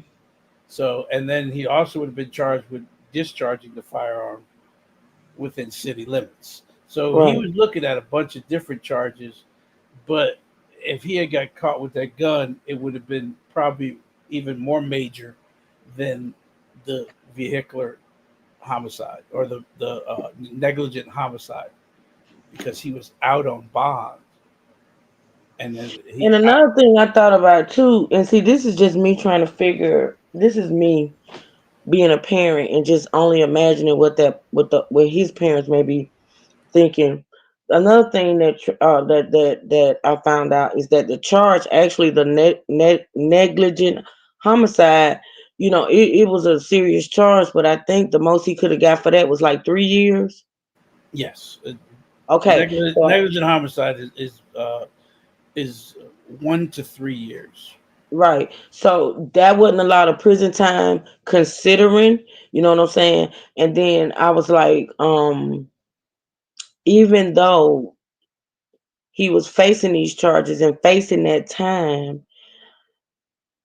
his career probably wouldn't have never been the same again. Like, do you think he would have still been able to pursue being in the NFL? Let's just say he had got convicted and had this go to prison for 3 years, would he still have had the opportunity to pursue his dreams of playing in the NFL? Yeah, he wouldn't have been sent to prison. He You would have don't gotten. think so? I don't think he would have got any prison time.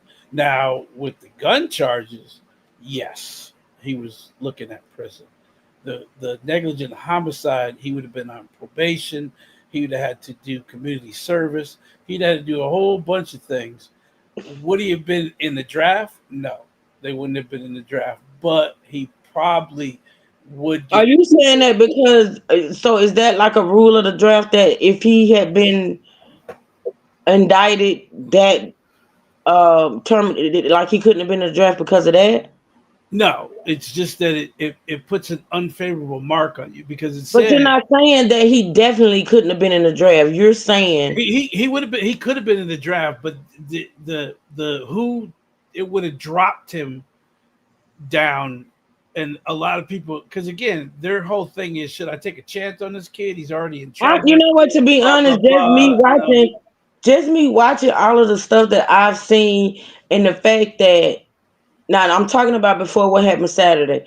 From watching everything that I've seen on this young man, the things that I've heard from coaches and this and that and third, I feel as though even if he had been indicted, I still and you said with the charges that he had, he probably wouldn't have spent no time in prison. I feel like he still would have been and I can't say this for sure. It's just the gut feeling that I had because I've watched all these videos and I listened to all these people talk about this guy before that accident happened. See, the thing about people is people are not real sometimes. Like you had all of these people speaking about this young man in a certain type of way before that accident, and then once that accident happened, I witnessed people like switch up. And I get it. Like I get it. We're talking about, I think it happened in Louisiana. But to me, honestly, I still want to believe that even with what was going on with him, had he entered the draft, he still would have been in a good position. I just want to believe that. Someone would have picked him up. Definitely would have picked him up. But they don't, because the draft is something that's very flamboyant and everyone's out there. I don't think anybody would have picked him up early. I think they would have waited and maybe picked him up later, or he would have been a walk-on. Echo. Keep talking. But I don't see him going to jail. I see probation, all kinds of stuff. But with the draft, because it's very ceremonial and there's a whole bunch of people watching, I don't think he'd have been picked up way later in the draft, if anything. I tend to not think so, but that's just me. Well, I don't know why I feel that way. I just do. Yeah, I think he would have ended up on the team because, if you've never watched the Hernandez documentary. Never wanted to. That boy was actually, he actually off somebody while he was in college. He actually shot somebody in another car and they knew it was him, and the school went in and covered it up. And he still made it to the NFL, even though all those. What are you talking about?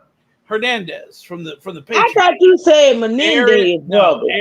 Aaron Hernandez. I do know about the Aaron Menendez stuff. I do. I was like, wait a minute, Menendez. Yeah, Aaron Yeah, Hernandez. he was so, unlike this guy.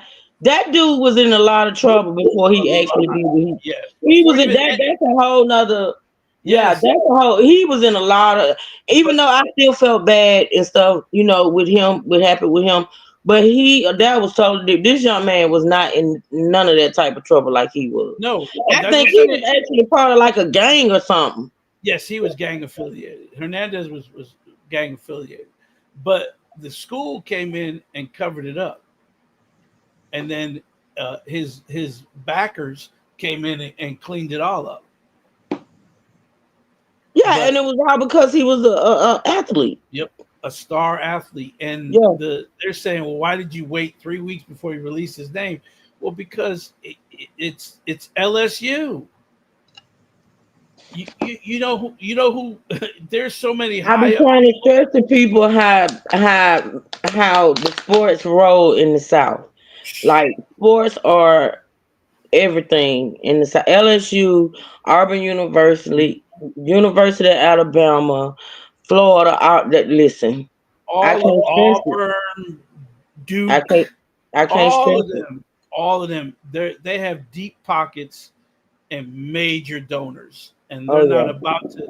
What this puts a tarnish on LSU, so they're going to try to save that as Well, long as he they ain't can. the only damn tarnish on LSU. I'ma Yeah. say that. Well, yeah, I know, but you notice that it came out 3 weeks after the accident, which was uh, uh, after the big football game that he did not play it. So basically, what you saying is they intentionally held off releasing his name to be Yes, true. yes, I don't know because about that. I don't know. they did not want that game to be tarnished. I don't. So that, but see that. So you saying that the deep pockets, Oh yeah, the LSU. deep pockets had something to do with them releasing after the game. Is that what you saying? I think so. I think so. That's why he questioned, why didn't you release the name of him? Because there's phone calls. There's people making phone calls. Let's see what we can do. And that's what I'm saying. I know he was in therapy. They're not about to let him not be in therapy because they got to show the NFL that he's seeking help. You see Right. what I'm saying? As soon as you get labeled as crazy or you're in trouble or you're this or you did that, if you don't show the NFL that you're getting help, NFL gonna be like, no, we can't take a risk on that. Hmm. Okay, so y'all know my guy, my man, did a story on this, but he did a story. Now he's supposed to come out with a video today about what recently happened, but he did a video on this back when it happened in December. Let me see if I can find it. And like I say, I like this guy. I like his content. I like the way he bring his content, and I like that he do his research. But I don't agree with everything he says. I have to make that disclaimer because, in watching him, I agree with 99% of what he says. But then some of the things he say, I don't always agree with, and I always make y'all know, or always let y'all know what it is I don't agree with. But in listening to him cover this, I wanted to allow y'all to listen to it as well. Wife and mama say they would have made this baby work a million times harder just because of one incident. It's so sad. The media was trying to paint this baby in a certain light before the ever. Yeah, I didn't know these college players were getting paid so much. I thought they were just endorsement. Girl, they find a way. I don't know if he was getting paid or not. I'm not gonna say that, but I do know those colleges. They the money talks.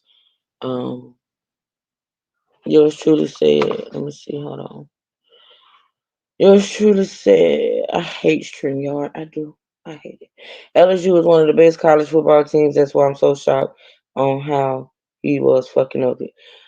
You know what? I wish I hadn't read it. I'm gonna let that go. But anyway, let's listen to Hey, look, I want to.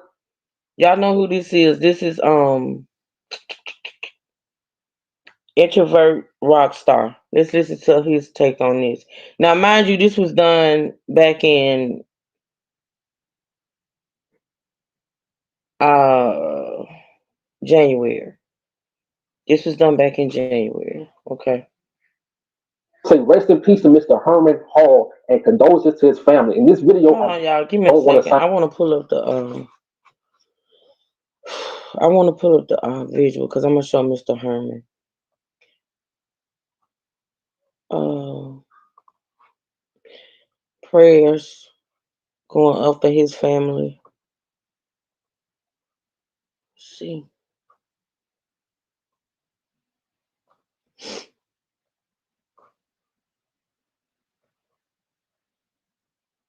I'm actually gonna try to play it. Oh shit! I ain't mean to do that. Come on, True. Uh-huh.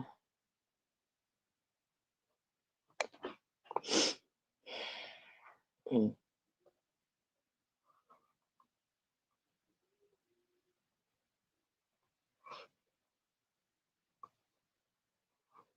I'm gonna try to play it, y'all. And if it don't play, then I'll do the audio.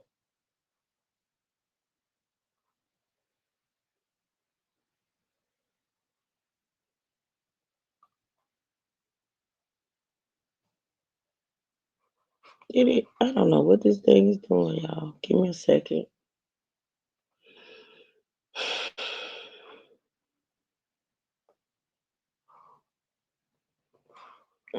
I despise StreamYard. I'm gonna say that again. Let me take it down and bring it back up.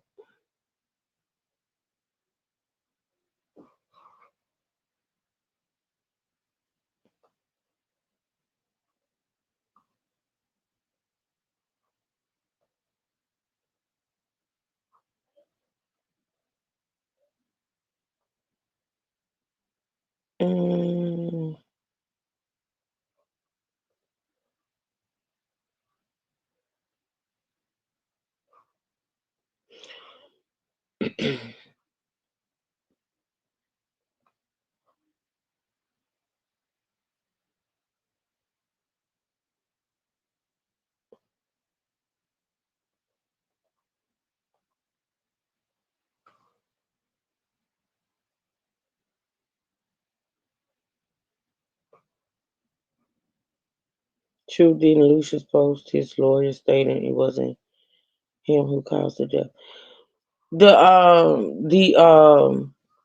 I'm gonna get into Lucius's post too as well, and that's also a video she posted that we're gonna get into. I don't know if we're gonna get into it today, but we are. This is not the last time I'm gonna talk about this. I'm gonna come back tomorrow and talk about it some more.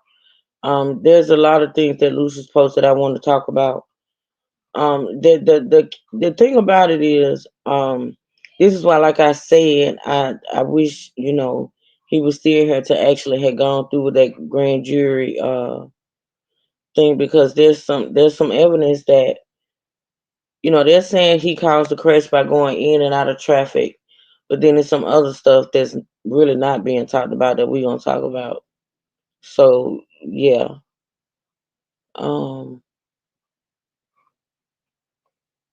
Trey sent me some stuff too that I gotta look at too as well. That's why I said we'll be back tomorrow to talk about it some more. I got some more stuff I gotta look at.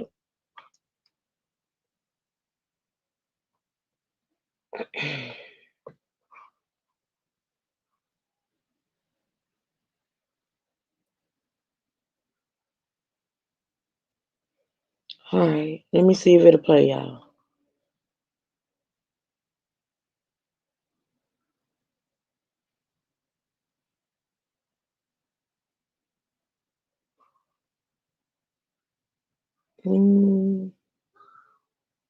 Maybe not. Herman.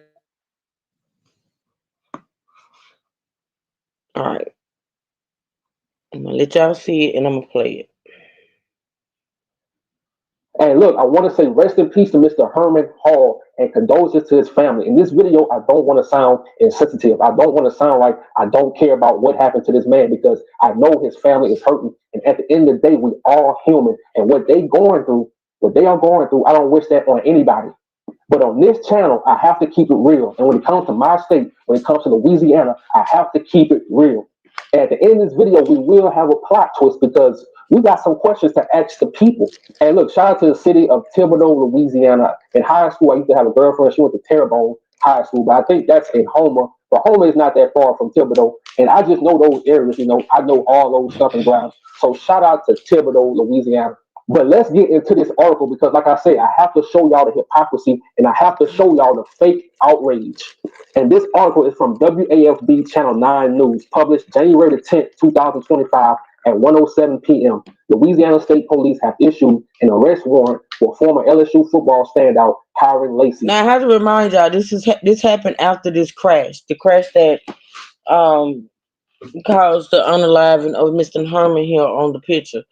So the crash happened in December. He's doing this video in January.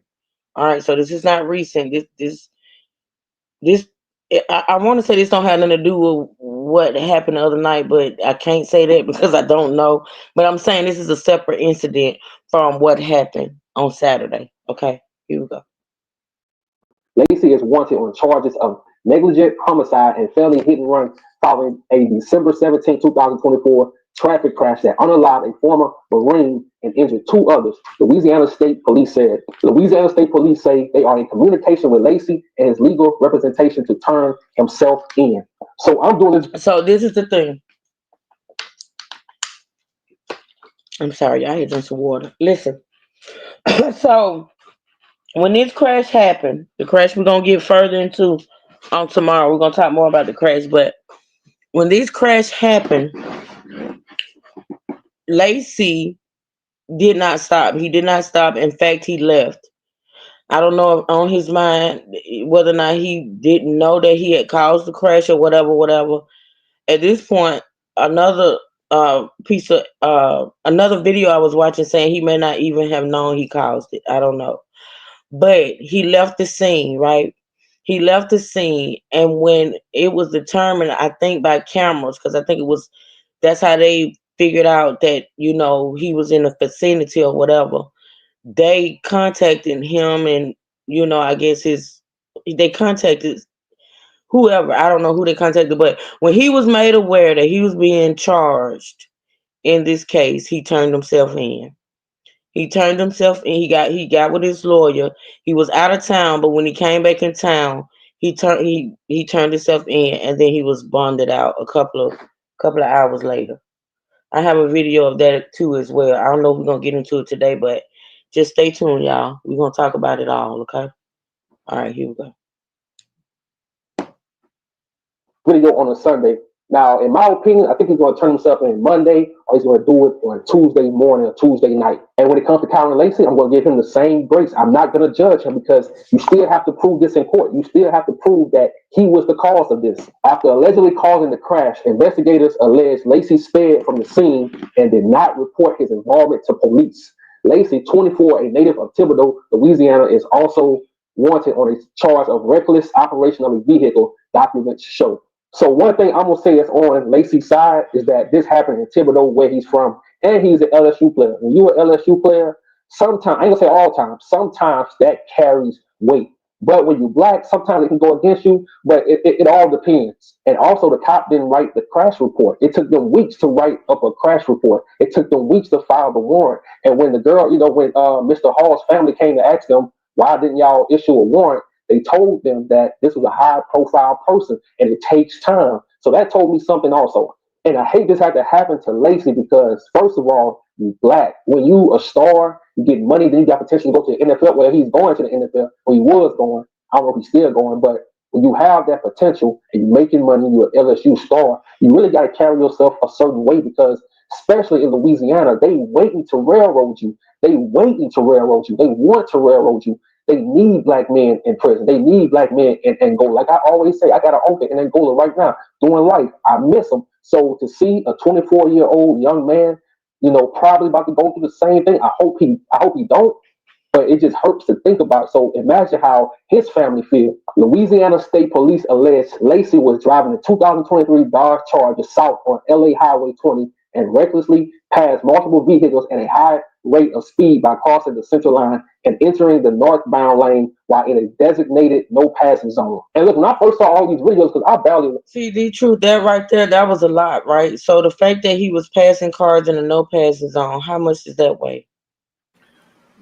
If you passing causes another car to swerve into an accident, it's your fault. You're not asking. That's not what I asked. Okay. That's not what I asked. I know that. Okay. I know that. I said he just stated that he was passing cars in a no passing zone. So does that weigh too? I know, going in and out of traffic, and if you're going in and out of traffic, you call somebody to crash, that's your fault. But I'm saying about the whole no passing zone thing. That's the reckless driving. Because it was a no passing zone. Yes, because if you get caught passing in a no passing zone, it's automatically reckless driving. Melissa, don't laugh. I be working hard with D-Truth. D-Truth is so detailed, and he be thinking like if you cross a solid line into oncoming traffic, it's considered reckless driving.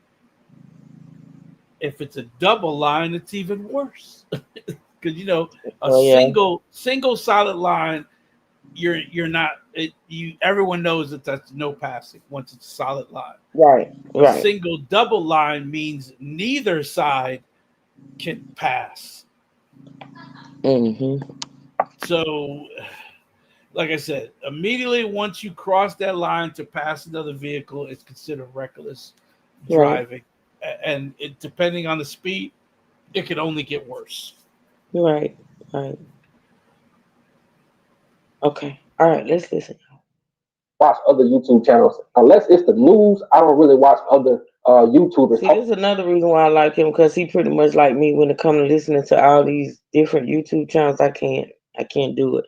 Y'all notice that most of the, other than him and maybe a couple of others that I haven't even played in a while, if it ain't a news channel, I tend to not want to entertain it, because it's just it begins to become too much. Not to say I won't ever play another content like him. I play him, but yeah, he's like me. He don't watch the others. Imagine how his family feel. Louisiana State Police allege Laci was driving a 2023 Dodge Charger south on LA Highway 20 and recklessly passed multiple vehicles at a high rate of speed by crossing the center line and entering the northbound lane while in a designated no passing zone. And look, when I first saw all these videos, because I barely watch other YouTube channels, unless it's the news, I don't really watch other YouTubers talk about stuff like this. But the way it looked like, everybody was saying that he hit the person. So they saying that he actually caused the accident because he passed someone and someone had to dodge him. And by dodging him, they hit, Mr. Hall, and they unalived him. So they're going to have to prove this in court, because this could have been anyone. Just because he was going over in lanes, that don't mean it was him. They're going to have to prove this in court. A passenger in the Kia Sorento Herman Hall of Thibodeau later passed away at 78. He was a former Marine. And look, like I say, shout out to all the Marines. I have some family members that went to the Army, some family members in the National Guard and stuff like that. So, like I say, I don't want to sound insensitive, but when it comes to Kyron Lacy, he deserved grace also. See, on the internet, a lot of people make money from bashing Black people. Caucasian person can unalive somebody. You won't see no videos about it. People love to capitalize off Black people problems, off Black people mistakes. And a lot of times it can be your own people. So this is the reason why I said Kyron Lacy deserves a second chance at life and he deserves grace. Check this out. So a lot of you know, about a month ago. Of course, you know this dude. He does his research and he always state cases that's similar to what he's speaking about. So he's about to bring up a case where a young lady was unalived due to another young man hitting her. All right, so let's listen. I did a video about this story. December 13th, 2024. The video was on Jacob Nash. He unalived a woman named Bree Collins. She was 32 years old.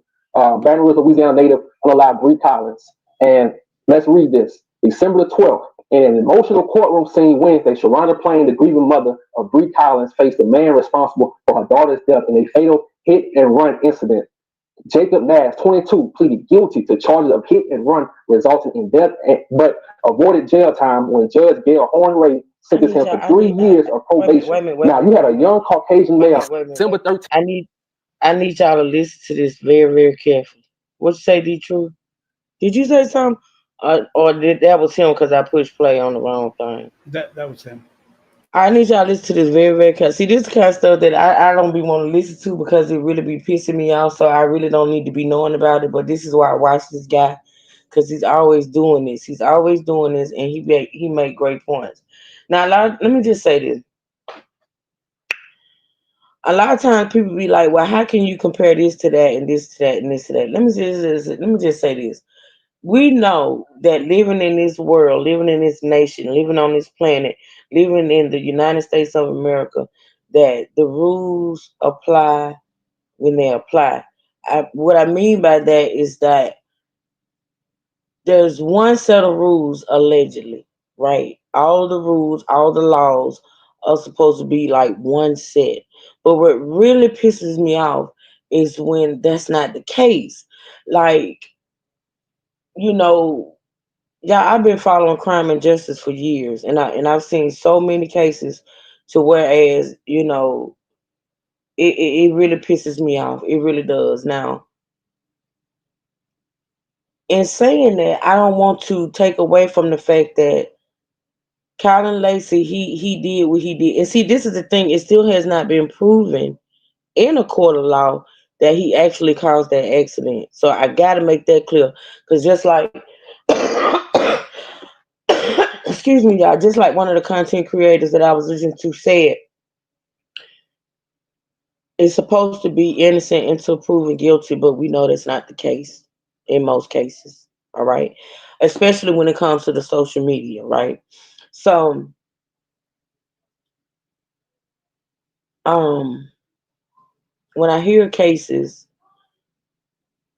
similar cases, when I'm listening to when I'm researching one case and then I hear about similar cases and the law, to me, honestly, like I say, I've said this to y'all before, the wheels of justice turn slow, and the court system is a fuckery. I say it all the time. I have no issue with saying that, because it seems like even though it should be one set of laws, that's not the case. Now, I want y'all to listen to this case he's going to talk about right here.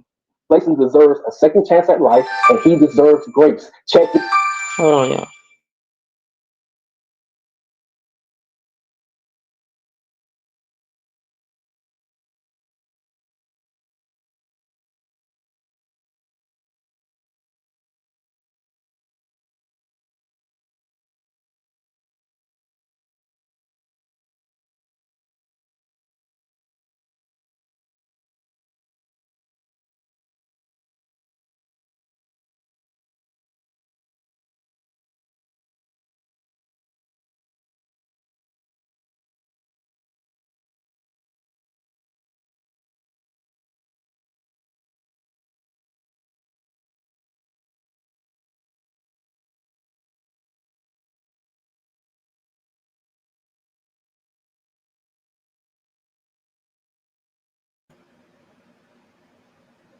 So what he's talking about is this is the accident. He's not talking about what happened recently. He's talking about what happened in December.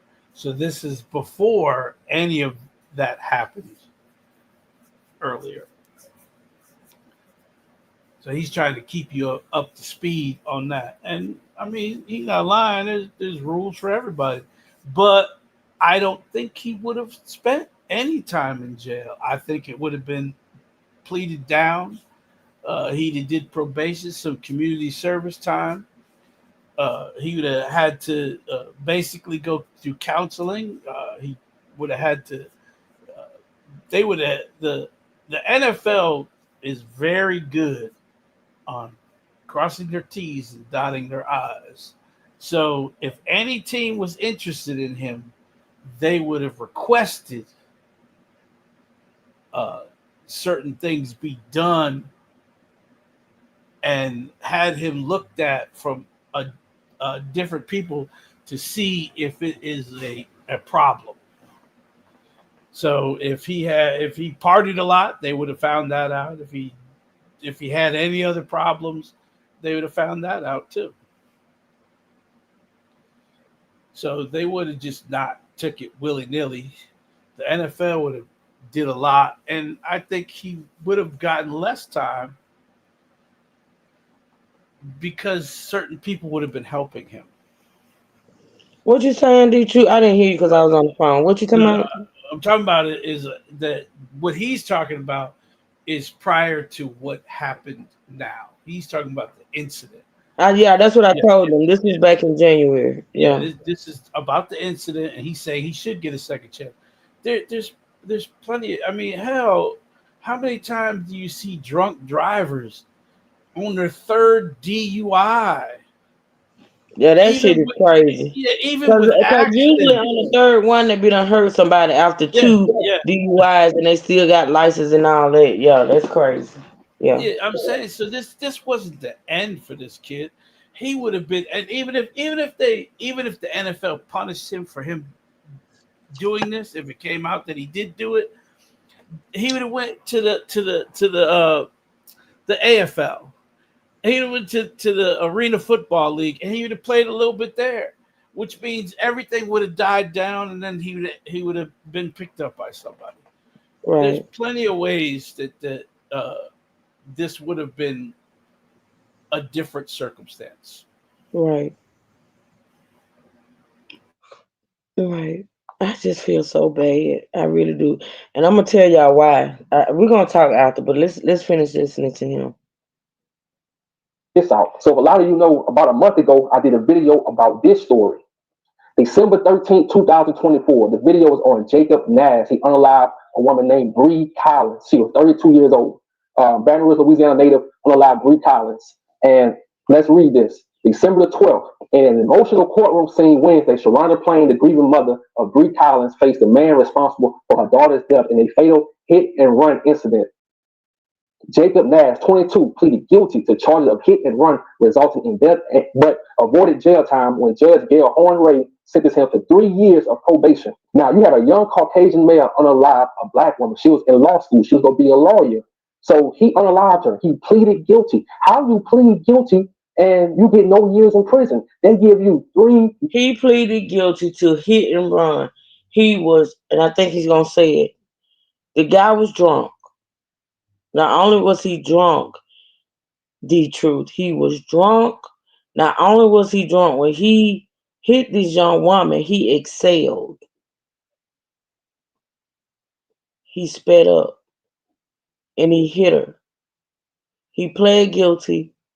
He got 3 years probation.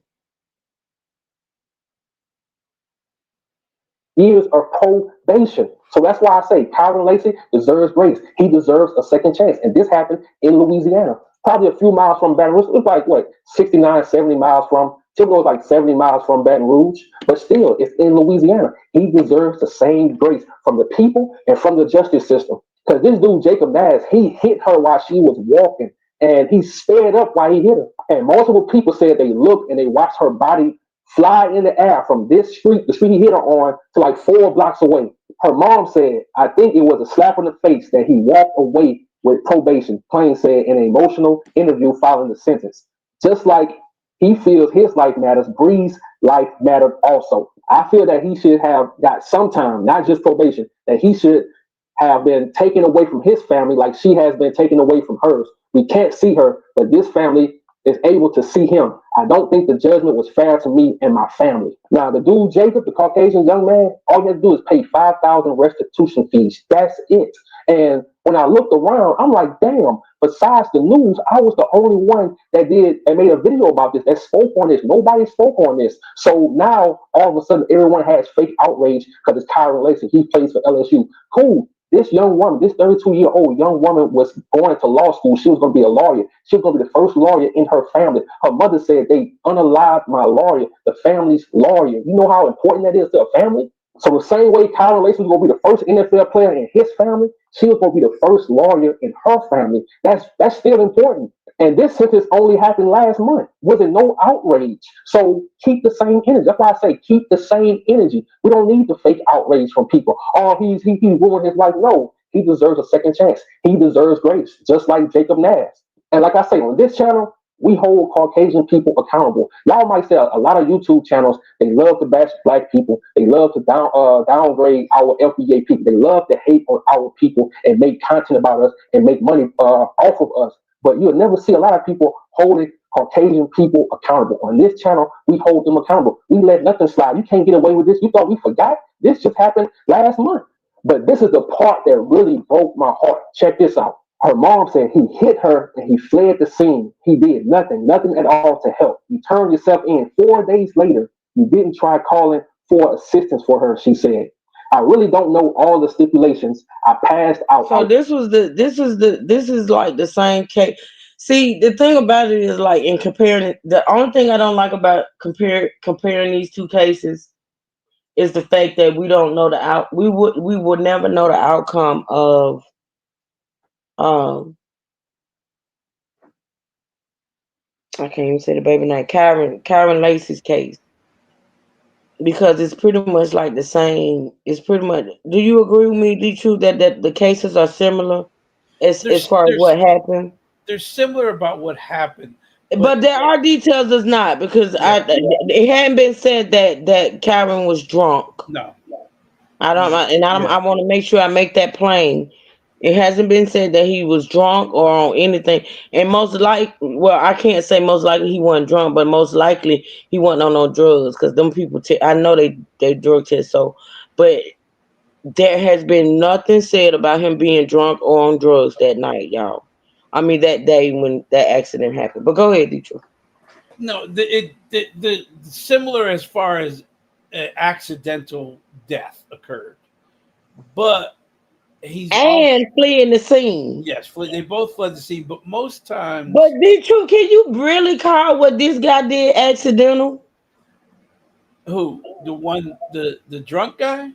Yes, they say he excelled towards a young lady. Yeah, I don't see very much accident in that. It could have been, and what the courts look at is, could it have been avoided?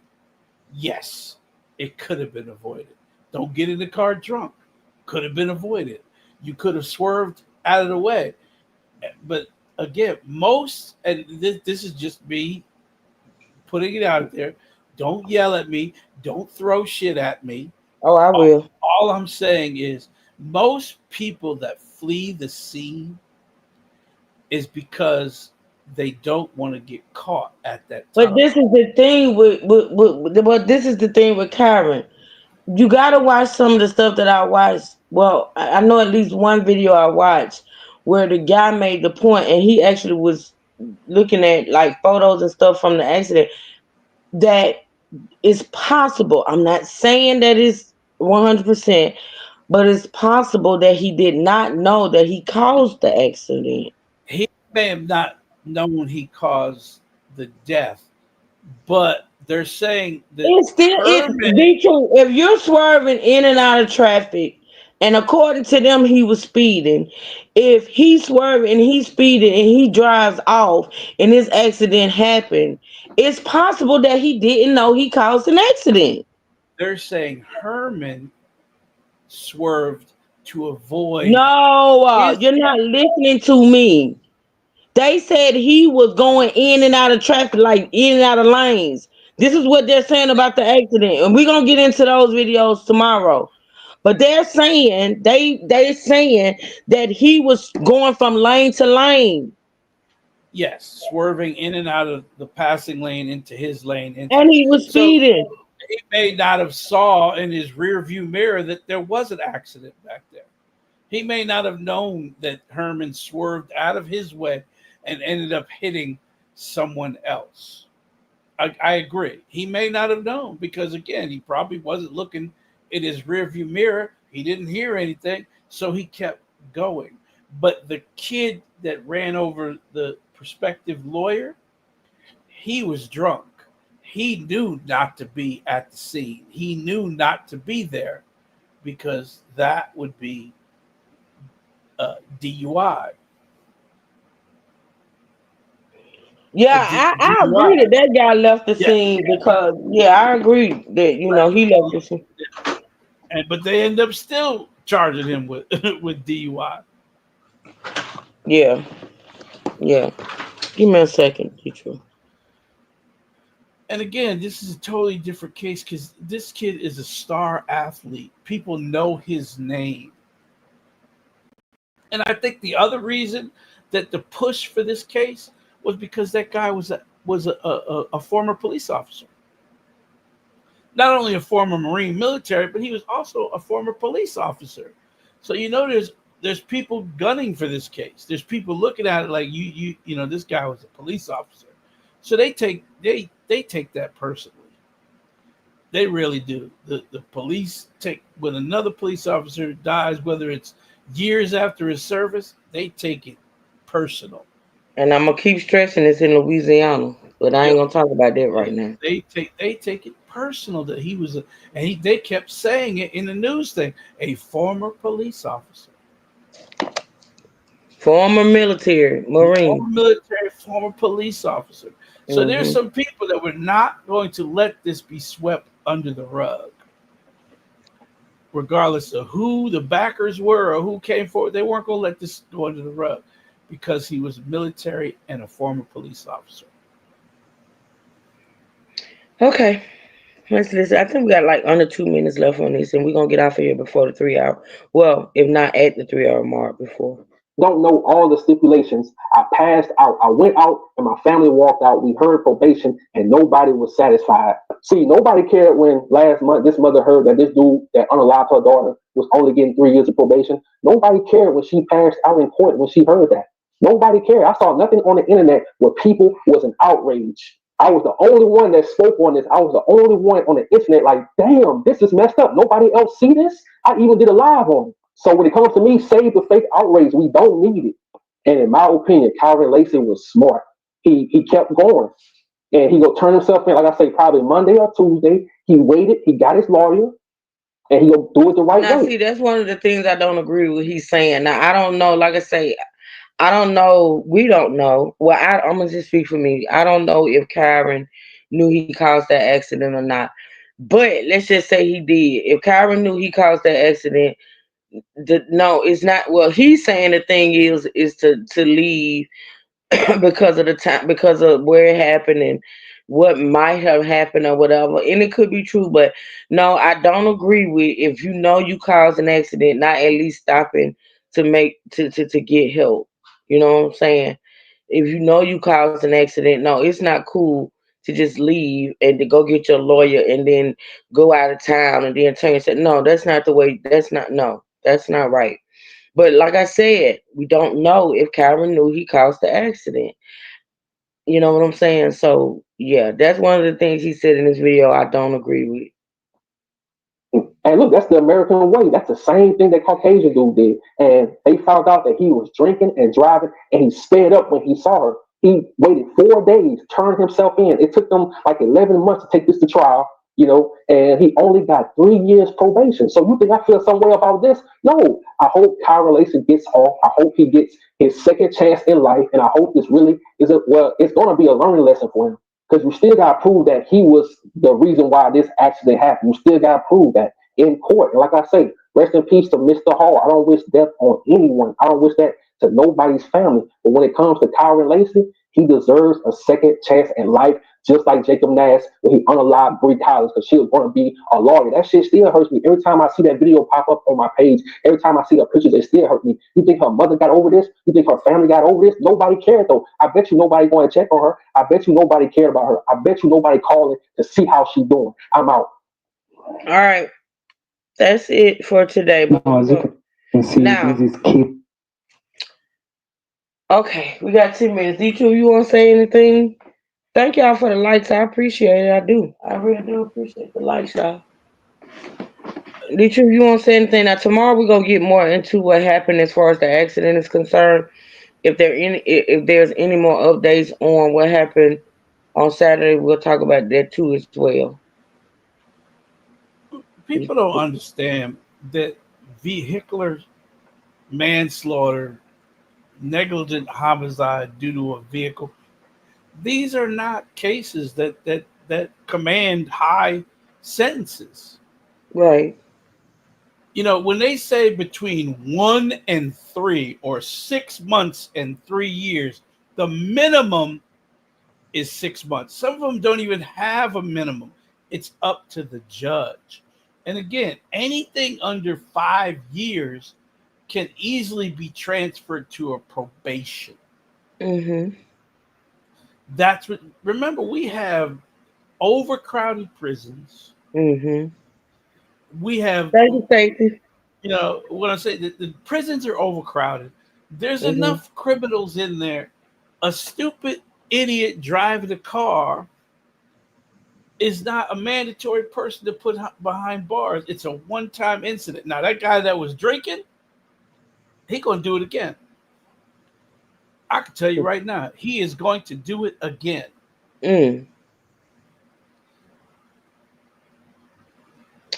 Well, I will say this.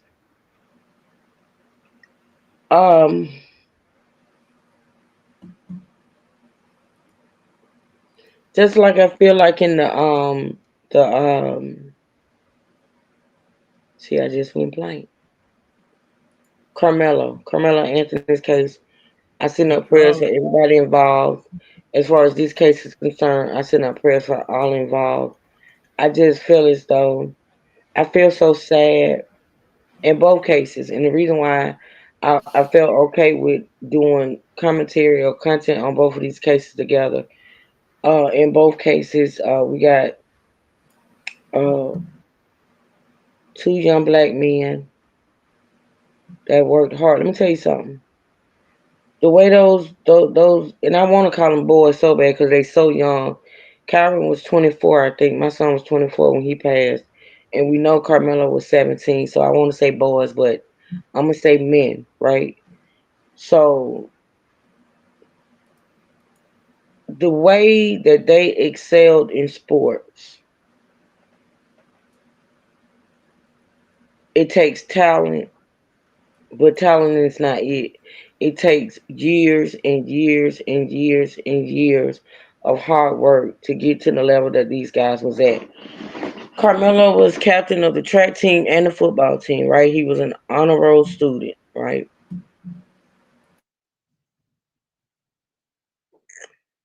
Kyron, and I keep thinking I'm saying his name wrong. Kyron, right? Where he was at as far as his stats, his position on the team, the fact that, he was entering into the draft, that takes a lot of hard work. I'm talking about years. It don't happen overnight. And it also takes parents. Let me tell you something, when you're a football mom or a football dad, it's a lot, right? It's a lot. And it takes not only the child, which is these two young men, it also takes the parents being diligent and disciplined, and it takes a lot of hard work, a lot. And so when I see,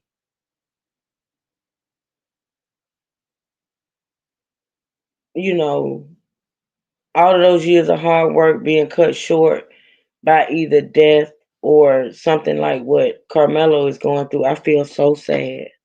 I do, because I know what it feels like. I know what it is like to put in the work as a parent. And you have such high hopes for your child. Like, there's nothing, and I'm telling you something, it's nothing like sitting up in those stands watching your child play a sport and they complete a pass, or they, get a touchdown, or it's just nothing like it. And you are so proud. You just, I can't explain the feeling, right? And then when something like this happened, because let me tell you something, even with these guys being as gifted, talented, and hardworking as they were, they made mistakes. They did. They still young, and they made mistakes. Carmelo made a mistake, and Kyron made a mistake. And it makes me just so sad. And neither one of them, I think, did whatever mistake they made. I don't think they did it intentionally. I just don't. I don't think, Carmelo woke up that day and felt like he was going to take a life, or set out to take a life. I don't think when Kyron, being the, young man that he is with that car, because we all know that, listen, he was a young man. He had a nice car. He was doing what young men do, child. We are so worried about our kids as parents as far as this driving thing is concerned. They're young. They feel like they're invincible. You can talk to them till you're blue in the face and tell them about things. Look, don't text and drive. Don't do this. Don't do that. Don't speed. Don't do that. But they're young and they feel like they're invincible. And you can do all the talking in the world that I know, just like I say with my son, you can do all the talking in the world, but eventually they're going to do what the hell they want to do. And they make mistakes. We as parents make mistakes. I say that all the time. Our kids are gonna make mistakes. We're gonna make mistakes, but in the whole grand scheme of things, it's still so sad. And I feel the one thing about me, and I don't know because I'm a Sagittarius, I don't know because I've been through so much in my life. I don't know, but I always feel other people's pain. I feel the pain of. You're an empath. I feel the pain of Austin Metcalf's mom. I feel the pain of Carmelo's mom. I feel the pain of Kyron's mom. I feel the pain of the guy that passed away, his wife. Like I just feel it. I just know what it's like to lose somebody. And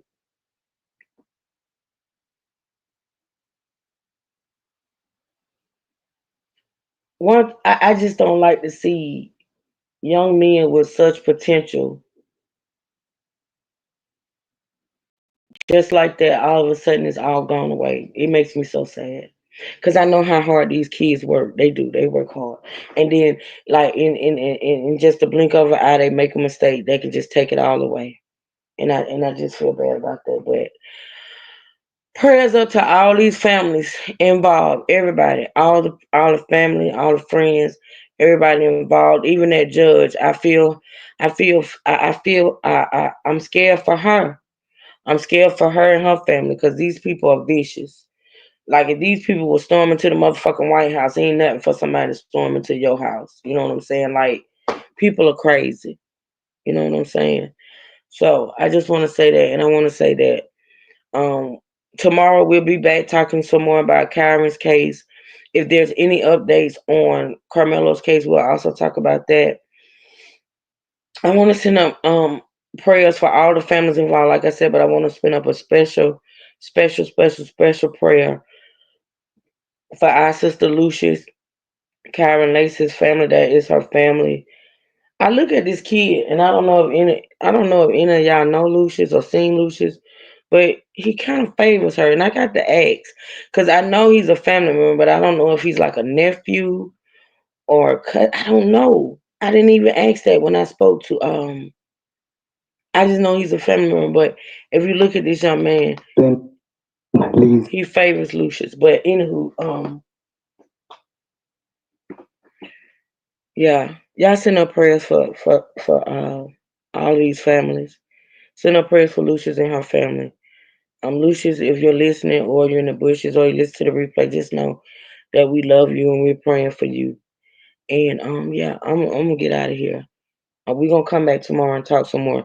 You two, you want to say anything before we end? Yeah, I know you probably don't know. I'm going live later. Oh, I didn't know. What time? You never know. Did you put up a thing? Did you put up a thing? I put out a promo yesterday. I put a promo this morning. I put up the. No, you did. Yes, I did. Are you in the algorithm, sir? Probably not. You know they don't like me. Damn. I tagged you in it. Oh, you know I don't do tags. You know why I don't do tags? Because them people over there that you into it with, they be tagging me. Yeah. Well, I don't even look at mentions. Isn't it somewhere you can go in and look at your mentions? Yeah. I don't go that way. I don't go that way. Yeah, but I go and share it out. And you going at 6? Yes. 6 our time. Okay, so I'll probably do a short 2-hour live before you. I gotta go over to the T channel. But of course I'll be done by 6 because I'm just waiting to see what type of trouble you in now. I'm in all kinds of trouble. I know. Get on my damn nerve. Anyway, y'all, I'm gonna end this. If y'all will stay in and watch with me, I'm gonna end this with a tribute to and like I say, tomorrow, y'all make sure y'all come back tomorrow. We're gonna get into Lucius's community wall post. I want to read everything that's on her post, on her community wall post. We're gonna get into the details of the crash and everything like that. And yeah, so y'all make sure y'all tune in tomorrow. Thank y'all so much. That's y'all that support this channel. It means so much to me. For those that know how much this channel means to me, know what the support means. Thank you, D True, for always being here for me as far as Well, I was gonna say this channel, but you hear from me in all my channels, but but I especially appreciate you for being on this channel. Shout out to Trey. Thank you, Miss Tanya. Thank y'all. Thank you, Brandon. I'll see y'all. Let me see. If he going at 6, I gotta go at least by 4. So I'll be live at least by 4, y'all. I promise. If I gotta just do 2 hours, okay, on the T channel. So that being said, I'm gonna play this tribute to Kyron, and then I'll see y'all tomorrow, same time on this channel, and then later on today. All right. With that being said, I appreciate y'all. Let me take this down. I appreciate y'all so much. Thank y'all for supporting this channel. Y'all have a blessed, beautiful rest of your day. Let me pull up my video because I gotta make sure it's gonna play. Yeah. All right. Let's see. All right, y'all. We're gonna watch this and then we're gonna go. I love y'all. I appreciate y'all. Y'all have a blessed, beautiful day. I'll see y'all later on, okay? Y'all be safe, be blessed, never stress. And until next time, true siblings and stay gang, stand up.